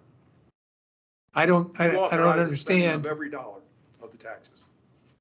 Every dollar that's collected in non-ad valorem, except for 44,000, comes to this group to spend. But do we have any, I mean, I don't understand how we could have an effect and say, we're not going to give you this $93,000 anymore because it's all written on here and it updates annually. Well, we don't, Randy, there's you're nothing right. in here If that the says to O&M me- is not revised, then you don't. If the O&M is not revised, we're obligated to pay them the 93 until it's changed, which is why they're going to be talking about. Well, and you know, this, in the last year, this intramural fight over $93,000 has forced the sunshine laws in what used to be a collegial, casual kind of arrangement that everybody seemed to work with. And now we are under the thumb of these sunshine laws. So we're really put in a position here that's untenable, in my view, not only for the work groups, but for us as well. I can talk to Dean Groves today, but I can't talk to Phil or anybody else until they get to this meeting. Well, you've always been under that sunshine restriction. What we didn't do, what the new thing is, that the committees are under. But they figured out a way to adapt. I found it especially challenging when you had your workshop, because I listened in on the whole thing. I couldn't say a word. And until Chelsea asked Faye a question, Faye couldn't say anything. And we'd been under the impression that Faye was going to be asked to present at that meeting. She had materials prepared and was caught totally off guard. So it's a difficult thing to navigate, even for people who are trying really hard to do it, follow the rules. I think sunshine can be a challenge. I came and it killed me not to talk, but I couldn't talk. I'm less concerned about the 93,000 than I am about the what seems to me to be a push to move KW out of the way, which to me says that it takes away from the communication, it takes away from the cooperation between the PPCA and the district. And we need that. I mean, it's all our money. I don't care if it's on this side or it's on this side. It's all the Pelican Preserve residents' money. And that's why, one of the reasons why we're here, is to kind of help make sure that it's all spent in the right way. And it's done so that our property values stay up. And the 93,000 is, it's an issue that's created this. Forget the money for now, because that's an O&M issue. Let's Can, just talk- can I chime in? Can you guys hear me? Yeah, go ahead. Okay. So the next steps of this O&M is to look at the exhibit of all of the items. I believe it's exhibit B of all of the items that are district assets and who oversees those. Now, over the last year, we have formally established the landscape subcommittee, safety and security, and ponds. So from a staff perspective, we're looking at that exhibit and what of those items, of those line items, is being handled or overseen by those subcommittees. So if we start to take those line items out, we have what's remaining. And from my opinion, the only remaining item is the irrigation. So, and that's strictly my opinion. If PPAC and the board wishes to keep status quo, then we've really got a subcommittee, and we've got subcommittees adopted by resolution, given tasks, and we have an O&M agreement that delegates those same tasks to the community association. So really, we have redundancy, and that's what needs to be clarified. What is the expectation of the district to the community association? Or maybe it's a blend. And if it's a blend, what are those items? And what's the fee associated? I know I've mentioned to Nancy and to Faye, and again, this is my opinion and my opinion alone, that I believe that the admin fee, if it to remain, should be a percentage of the O&M agreement, of the total O&M reimbursement line item. That way, if there are additional services requested that warrants additional work, that number would go up, and vice versa. It would go down if there were less work. So there's the first thing that needs to be answered is that exhibit B, and who is going to handle what. All right. Do I remember correctly that, was it a meeting or two in the past when the district was thinking about whether or not PPCA wanted all of security? Yeah. So in other words, you would transfer everything over there. The contract. Just the security Just the contract for contract. the Wiser The contract. Wiser contract, not all security. But it would So- become our fee to pay through Yeah, association dues. Correct. Yeah, so it'd go on the fees and be taken off the district money. And so Chelsea, are you saying then 10% of that as well? As the admin fee is right now, it's percentages of Jen and the maintenance staff and their time. So my suggestion, the security contract is a whole different animal, because there are benefits to different portions of the contract. And I know KW is entertaining, or the community association is entertaining doing a separate standalone contract with that company for their private assets. But from a district's perspective, we only need them to man that guardhouse. We don't limit or restrict people who go in. That's it. And they shouldn't, the roving patrols, like in Stony Brook, the roving patrols are paid for by the Stony Brook Master Association. Why we have roving patrols at Pelican that the district is paying for, again, my opinion, I don't see why that is a benefit to the district. That's a benefit to the community association. So That's not in front of us right now, so. no, that has not been discussed or The district still holds that contract with that company for, I think, another year. So just out of curiosity, could we talk about KW taking on additional contact, a role there that they would be reinforced with financially if we're used to calling them? I mean, would there ever be a model where we could say she gets to take calls? I mean, Well, if we have a CDD person at Pelican Preserve full-time, why would we need to call Jen? Well, and that was part of the process of getting rid of the $93,000 management fee, was to have a new staff person hired here. We would have a That would staff be person maintenance. dedicated to Pelican Preserve, at Pelican Preserve. So. Well, hold on. Let's be clear. The only staff person dedicated wholly proposed to Pelican Preserve is a maintenance person. That is not an admin person like Jen. Right. Just So- like every other gateway community. So If, you're if, saying he can't answer the phone? Right. pardon? You're saying he can't answer the phone? No, I'm saying the roles and responsibilities, you can't compare a maintenance person to what Jen is doing. Those roles are completely two different roles. Jen has a management role compared to a boots on the ground maintenance physical labor person. And that's the physical labor person is what is being proposed in the budget right now. So, but the admin, I believe, Laura, correct me if I'm wrong, some of the admin fees, like for myself or Laura, were increased for proposed increased for this upcoming fiscal year's budget because of the additional time that is being spent and dedicated to Pelican. And the 3 subcommittees, yeah.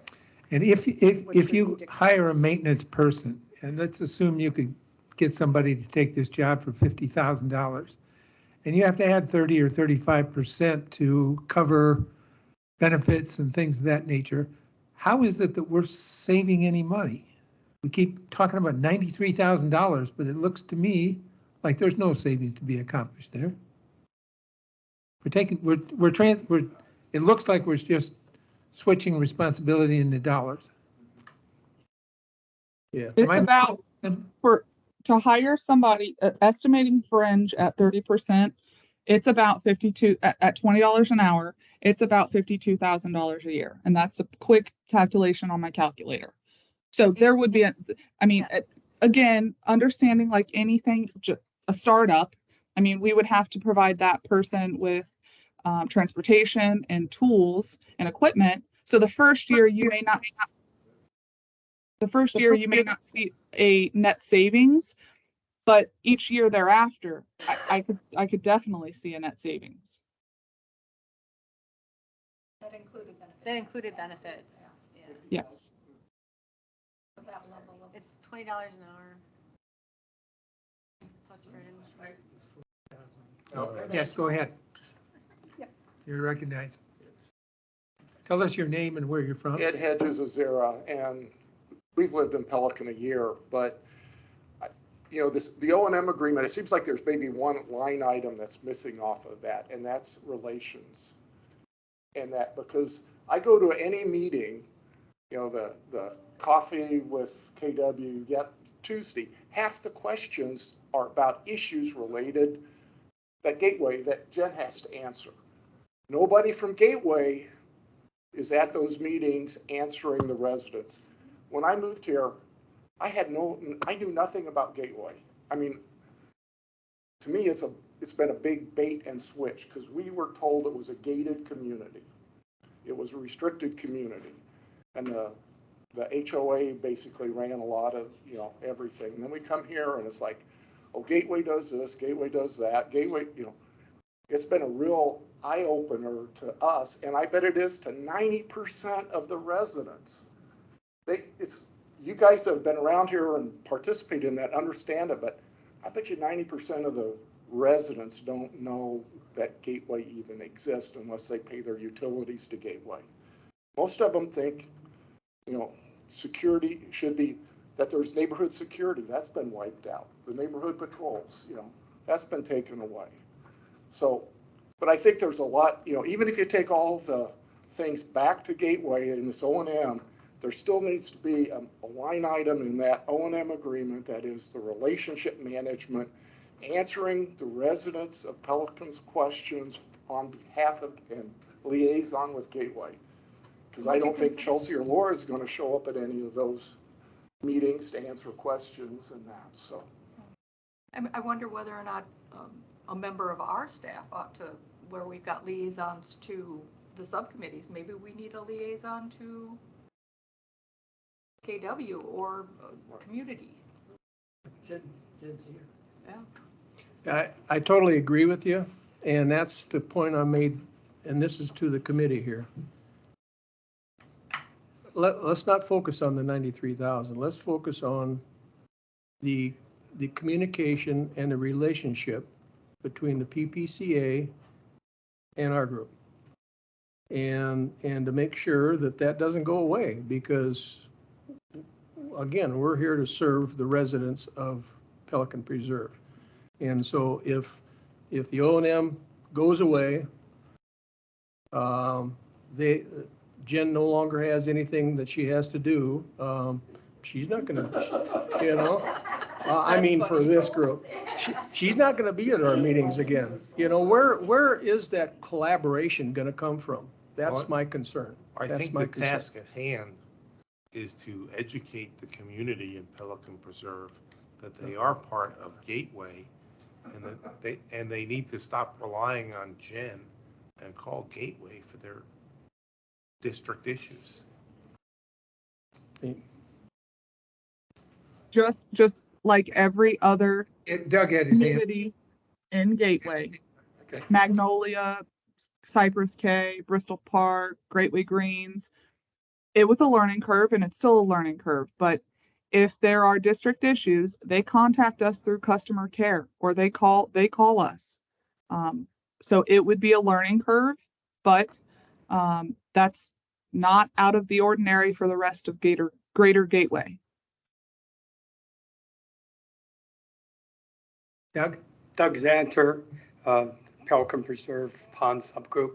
I would just say that I agree with what you were saying about relationship. Even though our group is the most established, people in the community know our group, that we exist, they still call Bob for pond stuff because of how long he's been in that group. I'll just use an example. So far this week, Jen has forwarded me 3 problems that were in the ponds group, because people come to her because they don't want to find out what group, who shall I contact, you know, when a problem comes up. They have a problem, they just call her. And then she knows enough to funnel it to the right group, whether it's me, whether it's a security group, whether it's Mark and landscaping. So I think that, going back to your term, I like it, relationship management, there's got to be something in there that's never existed in the O&M agreement. Doug, can I ask you a question? Yes. Prior to KW taking over last November, did you have that same experience with Castle Group? Yes, Chris Santos would contact with me because the residents just come to them with any problem. I know some of them come to the Gateway, but if I look at my desk, the problems that come in, the majority of them come in from Jen. That's just the way it is. Now, I don't know, going back to your point, can you re-educate people? But the thing is, people don't want to be able to, who do I call? They don't want, well, if it's this, call here. If it's this, call here. They just want one number. But if we had the customer care from the district. But you'd have to retrain people. We would, yeah. We'd have to retrain people. And then would the district want those customer care for nothing to do with the district to come in? Because she gets calls that are not just Gateway calls, they're also Pelican Preserve issues. She does both. So if you put it in customer care would have to respond and route Pelican Preserve issues that have nothing to do with the district. We do that for other associations, now, I mean, other communities, we get stuff in customer care that's for HOA all the time. But we have to make a decision how we would want that to work, but that's the way it works today.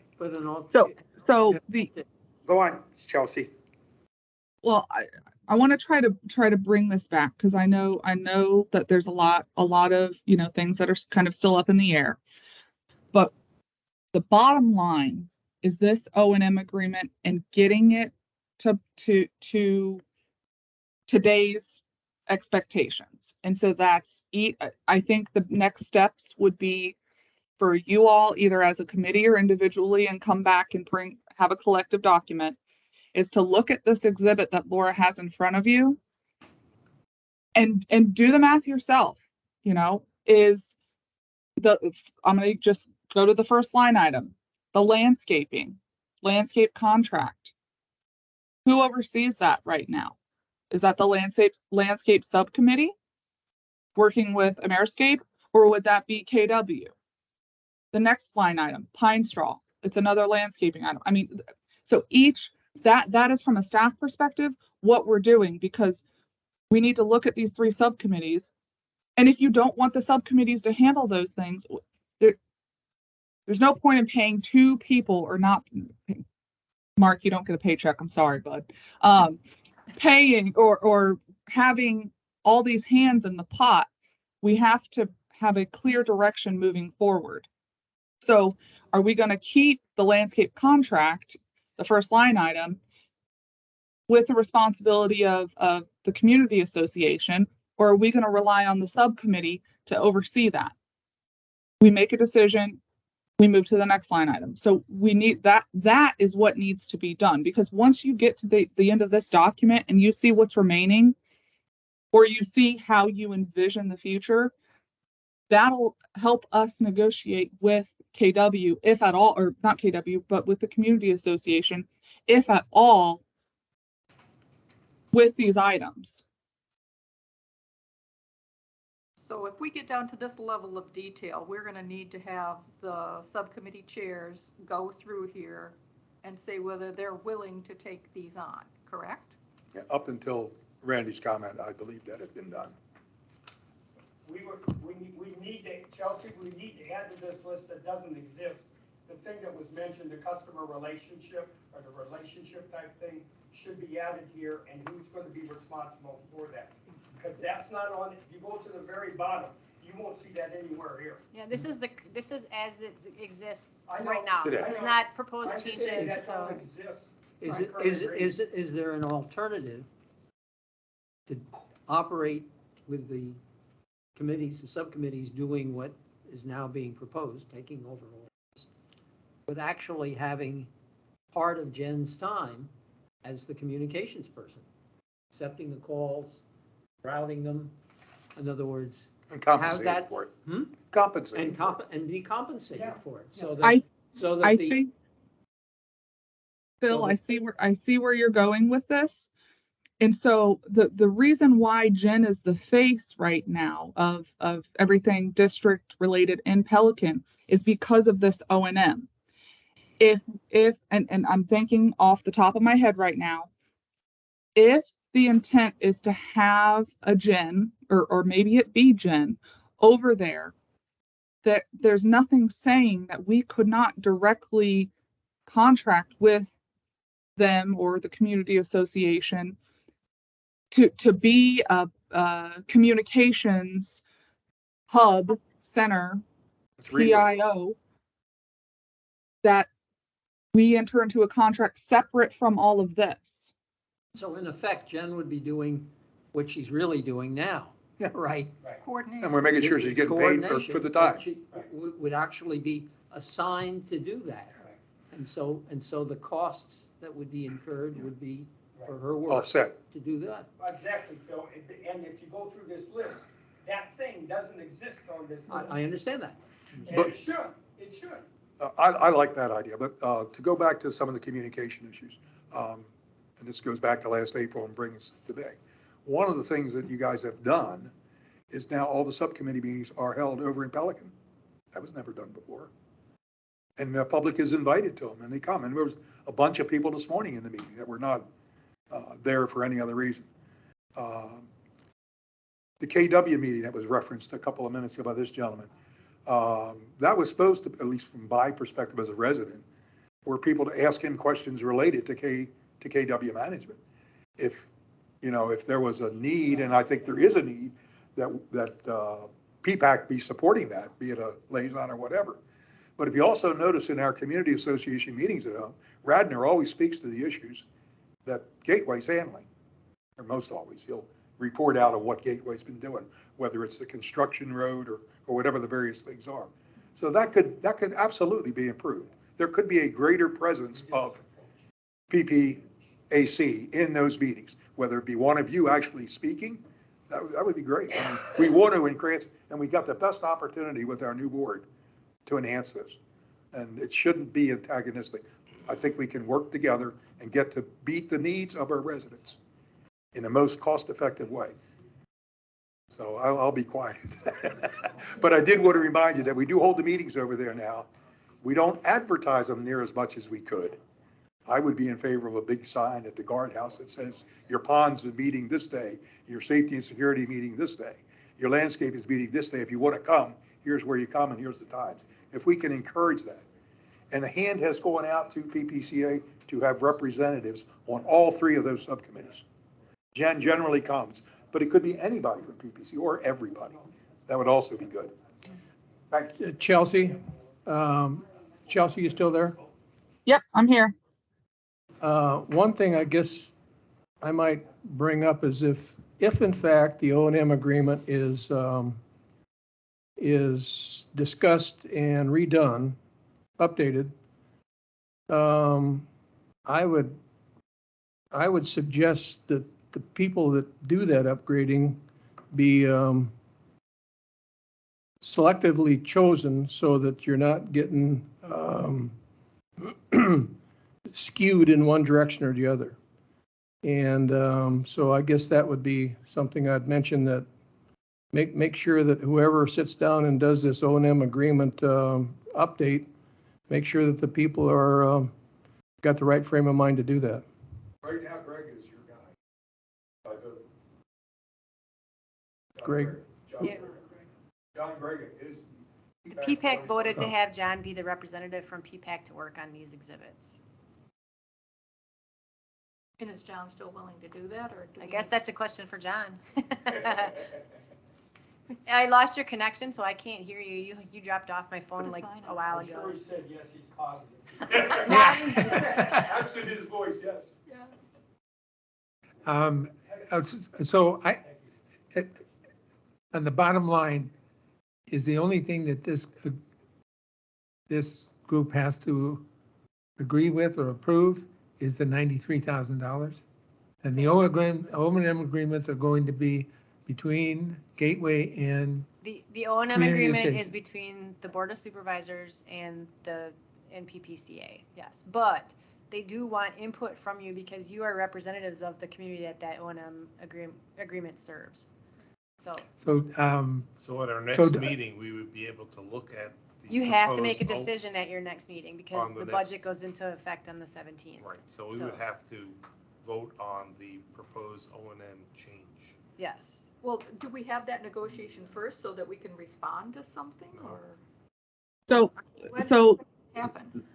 Okay, so what we have done from a staff perspective is gone through this exhibit and identified the line items that would go under each different subcommittee. And again, the only two items remaining are irrigation. That's the pump and the maintenance? The pump house, essentially. Could we not add a communications function to the O&M agreement? You could, but I would just, again, top of my head, since this is a new concept that was just brought up today, I would recommend a separate standalone agreement, because this O&M mainly speaks to the community association's oversight of district assets within their community and how to pay for those, get reimbursed from those, the expectation of reimbursements. Doesn't really touch on the PIO or PR, public relations portion of Jen's role. I would have no problem having it as a separate agreement. The important thing is to accomplish what we want to accomplish. Well, So we'd have that- to make sure that Jen and her team, her management structure are willing to have that as a function too. I mean, we're assuming something here. We are assuming something, but it wouldn't be a change from how she's functioning today. In other words, she's already doing that function. Right. And if it's a paid-for thing, I don't Yes. think the management would have a problem. Yeah. Well, and the next question is does that go through the community association or does that go directly with KW? That is something we would have to talk internally and figure that out. Yeah. Nancy wants to. That, I think, Chelsea, it would need to be the community association because we employ KW. Right. So for you to have a direct contractual agreement with them would seem kind of odd, I think. And if you change management. Right, yeah, and we're not, if Jen leaves, we're gonna change management companies. Well, yeah, that's a given. She keeps trying to get rid of us. So where are we sitting then? That's right. Where do we go? We're sitting with, And what is the feeling about this fee? Is anybody opposed to this $93,000? I Have would any like to see it discussion about it? renegotiated.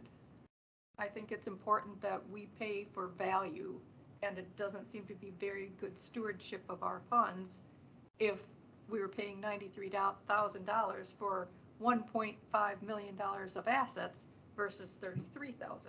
To me, there's no logic there. So I would want to see us renegotiate, and then I would love to see us talk to KW about having some continuity with communications and complaints. A lot of C's in there, but Well, I'm not sure that's KW. What I'm hearing from Nancy is it would be the community association. PPCA. right. But we So- could recommend that.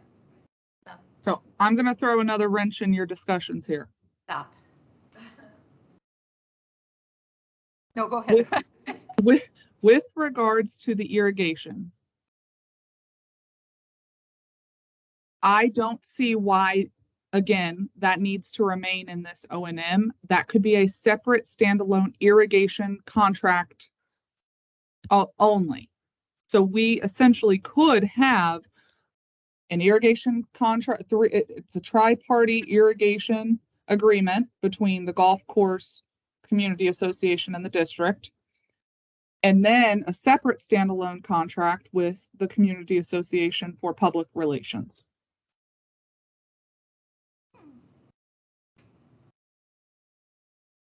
So we would basically end up saying the O&M as it exists now is defunct. We're not continuing it. Yes. Create It would be replaced with those two items. with those two items. You say it would be replaced, but you've got the whole business of, you got to define what the various subcommittees are overseeing, right? But haven't we already done that? We've done that when the we set budget? up the subcommittees. That was part of their Yeah. responsibilities. Yeah. So that's already done. So the only thing left to decide was the irrigation. Correct. And I mean, yeah. So it sounds like the two contracts are the way to go. Seemed like that to me. Nancy, you got a thought? I'm always taking my time about things and I want to know all the details. And so I would hesitate to see you jump to any decision right now about let's just scrap the O&M and develop two contracts because there are still a lot of details. And the O&M agreement has a lot of detail in it. I don't know if you've reviewed it or not, but behind that in the agenda was the handout that was given at the workshop. And then I gave you this updated one today. But there's a lot to consider in this whole relationship. Two contracts may be the way to go, but that just came up like 10 minutes ago. So I'm always reluctant. I'm always reluctant to make decisions that quickly. What amount of time is appropriate? I mean, and what other things do we need to know? I guess that's the thing. It's like it is a quick decision. Right.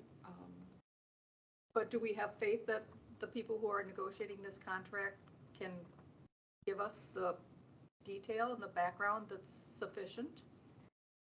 Who were the people who were part of this renegotiating the O&M agreement? Well, up to this point, I assumed it would be Laura, Chelsea, Faye, myself, and Jennifer. And John. And now John. Yeah, I guess I wasn't aware that that vote had been taken, but yeah. So that would be the group. Nancy, could you, I wonder if you could address some things for us. Mhm. When it comes to a policy, I'm always wondering who is helped by this or who makes this better?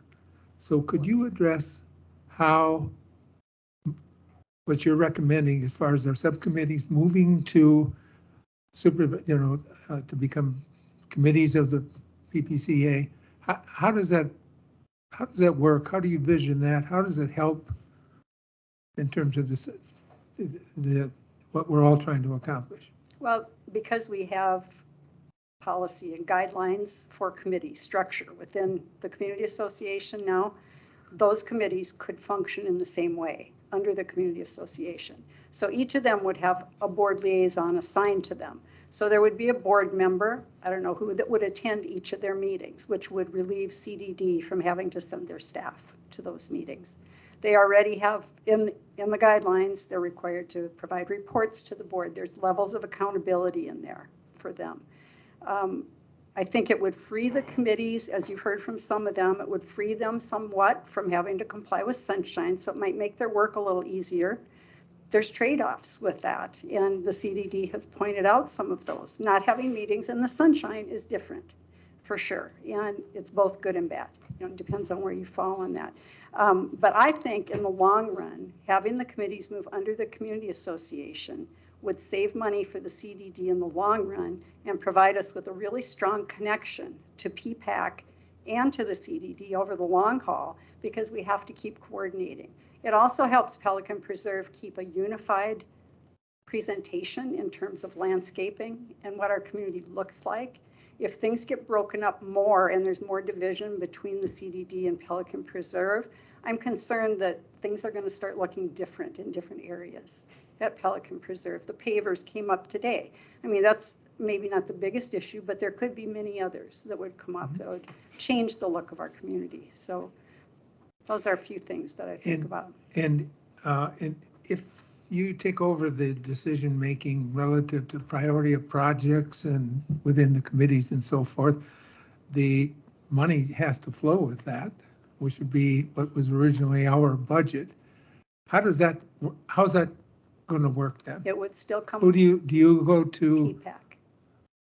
Board of Supervisors and say, this is what we want to do? How does this work? No, we'd like PPAC to remain, because the way we have envisioned it, PPAC provides a really important check and balance for the community association and the CDD. And you're sort of that in-between party, because you would still see all projects, you would look at bids, you would do all those kinds of things that you do now, but you have 3 committees coming and presenting to you. The biggest change would be that you'd have one person coming and presenting to you, representing all 3 committees and saying, these are the projects they've each outlined. This is the work that needs to be done. I think that's the biggest change for PPAC. That sounds good. I'm a little bit concerned, though, that what's being asked of is that you would take over decision-making, you would take over control of the money, and we would be left with the responsibility of executing. I'm not sure how many would buy into that. Well, I don't see how we'd take over the money. I mean, the approval amounts could be determined. If you approve a project, you've got to have a. We can't approve it. We would bring it to you for consideration. If I said approve, I misspoke, but. There would be a dollar value threshold that would be set forth in the O&M agreement. And then anything exceeding that would come over here to the district for our oversight and implementation. Much like it is now. Correct. Right? Yes. I mean, that's. Right.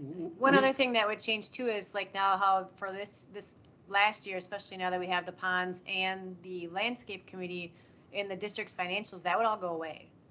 You would not see that in the financials anymore because all the bills would be paid over there. There would be one line that would be HOA agreement with a lump sum and all the bills would come out of that. So you would lose that transparency. Well, we'd still have the detail, but it wouldn't be on all of our financial So who would statements. pay those bills? The PPCA would pay them, and then they would No. submit for reimbursement. No, the So CDD what- would still pay those bills, Laura, is how. Ultimately, the we proposed CDD it. would absorb the expense. Right. but Well, it would when be a- those Would line items reimburse moved us. over to the district, that's when we started paying the bills. When those line items were underneath the O&M agreement, they were paid by Castle. So I would assume that it would go back then. But you reimbursed Castle. That's what I said, we would reimburse. Gotcha. Yeah. So You- one, I got you. so Your thought, this is an idea. And again, just an idea, but I believe, and Laura can correct me if I'm wrong, that it's been mentioned in the past, I believe a year ago. So if the district were to enter into an agreement with the community association specifically for public relations, that's not, I believe, I'd have to confirm from Tony. I don't see why we could not have a community association representative perhaps have a seat at the table. And when I say seat at the table, I don't know if that's a voting member or a non-voting member, but the opportunity to sit up there at the dais with you all and be involved in the decision-making process of district assets in Pelican Preserve. Which table are you referring to, Chelsea? Here. PPAC? The districts. Or the district with the Board of Supervisors? Yes. So the district would, you're suggesting the district would have a representative that would meet with PPAC and be in on that? The No, decision. I'm saying that let's just use Jen, because that's the example at hand. If the district had a contract with the community association for public relations, and they say Jen's our person for everything Gateway. The Board of Supervisors and PPAC could say, we want to have an 8th member on our PPAC that is a designated representative of the community association. That could be Jen. That could be the president.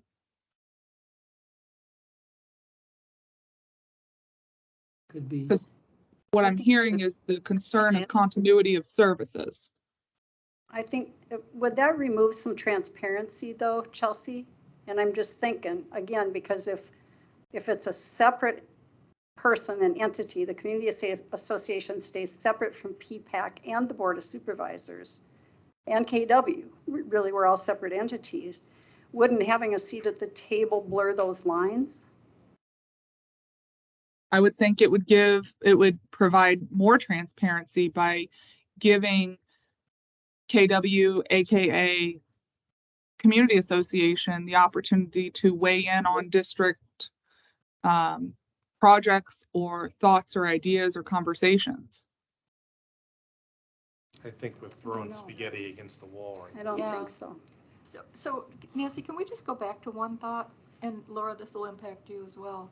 So if we move the subcommittees underneath PPCA, why does that change anything on how we are seeing You know financials? those 85 pages that you didn't want to see in the financial reports? Right. Those would be much larger when they come to me because all of the things that we're currently that I'm signing the checks for, Right. that are being paid through the district would not be paid through the district anymore. But why not? Well, they'd be Because that's part of the reimbursed. O&M agreement. It would be under a reimbursement line. There would be one line on our financials that says HOA agreement, which is there right now.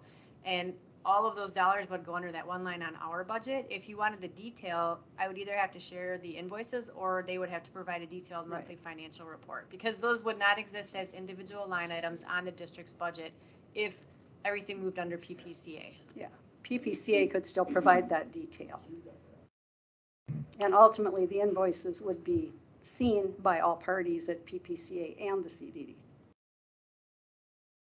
We would see them after they were paid and then say, yes, that was a good expense, we'll reimburse you. So the budget format changes.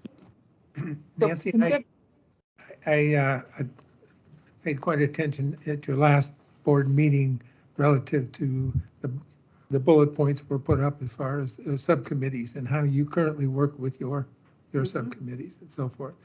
We've had a much more casual approach, I think, in terms of allowing them to decide who their chairman's going to be and things of that nature. And I noticed there was a lot where, it was very specific that your committees make recommendations only. And the board. You chair make all the approves. decisions, and then it gets to be funded. So if in fact hours go over, I think you really would need to have, the chairman, the existing chairman of those subcommittees get together with you and approve any of those types, and modify them if needed. Because we've had a collegial, casual type of agreement. There have been challenges to get volunteers, so we don't worry about term limits. Mhm. That's only now Yeah. applies to us after we got into that intramural fight and sunshine laws. Voted ourselves back into existence after 12 years or something and established term limits. And it's the only thing of note that happened. Yeah, I would agree that we would need to look at our guidelines too, if the committees came under us, because right now, the committees under the association advise and recommend. They can't make decisions binding on the board. In the same, to follow that line, they wouldn't be able to make binding decisions for PPAC either. And so. Bring it back to PPAC. Right, rather than to the everything would board. come back to PPAC. And it might be through an intermediary, it might be Jen, it might be me, I don't know who that might be, but it could be one person instead of 3, or it could still be 3 if you chose to do that. But they would ultimately also report to the Community Association Board. It frees them from complying with sunshine laws. So Well, it's a trade-off, it's a trade-off of not having to comply with sunshine laws, and then they lose their decision-making ability. And transparency. And transparency. So let me be clear, because we have 5 minutes left with this meeting. So if the O&M stays as is, and when I say as is, I mean updated, whatever it may be, our agreement and how the day-to-day operations of district assets over in Pelican, how that's done stops at the community association. Right. So it's now they chose to engage with KW, and Jen is a rock star, but our agreement stops there. So we go back to this Exhibit B. These are the details that we expect the community association to oversee and handle. We need to define that.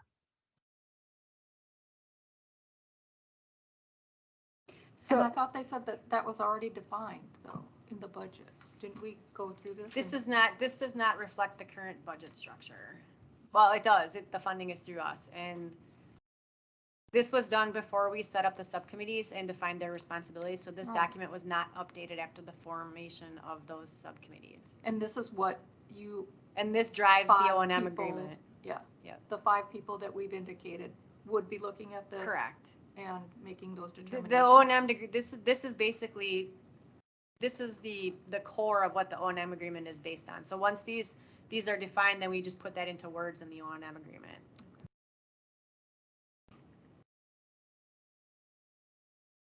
We have 4 minutes left.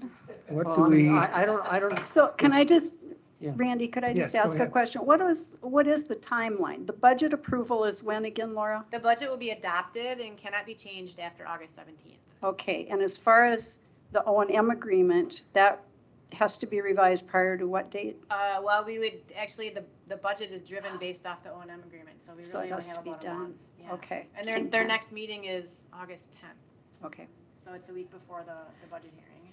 Okay. So And we would have to nobody- have it finalized, because if those changes are going to be made, that'll affect the format of the budget. Gotcha. So that would need to be moved around accordingly. Okay, okay. so where do we go from here? They meet. They meet, talk. that, I think They that come to group, agreement. on a Yeah. Try to revised O&M. negotiate. but, Hmm? Yeah, the Yeah. 6 of us. Mhm. And can we ask at that meeting that they consider whether or not truncating or stopping the O&M agreement would be the better way to be served? That was brought up at the board meeting last week to Mhm. get rid of the O&M agreement and move towards the landscape portions, because that's what's left, or the irrigation agreement, Right. because that was the only piece that was left underneath the HOA line that wasn't parsed out to one of the subcommittees. And can we ask that be brought up? Absolutely. Okay. Oh yeah, absolutely.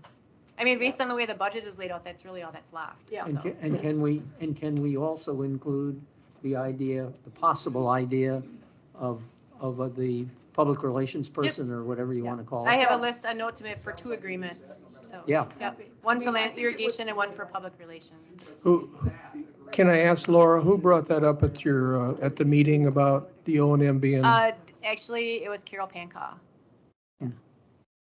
Okay, thank you. So I want to just leave on this. We, from a staff perspective, are proceeding with keeping, we've made a lot of headway this last year, keeping these subcommittees underneath the district as a subcommittee of PPAC. Right. That's how, from a staff perspective, that's how we're proceeding. Mhm.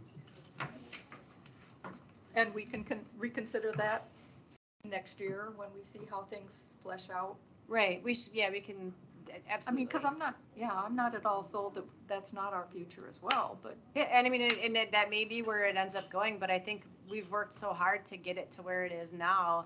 And with the last committee actually fully coming under our Right. budget with their own line items next year, we don't really know how it's gonna play out. Maybe this isn't the right way to do it, but we don't know unless we try. But I mean, ultimately, it's up to you guys. So Right.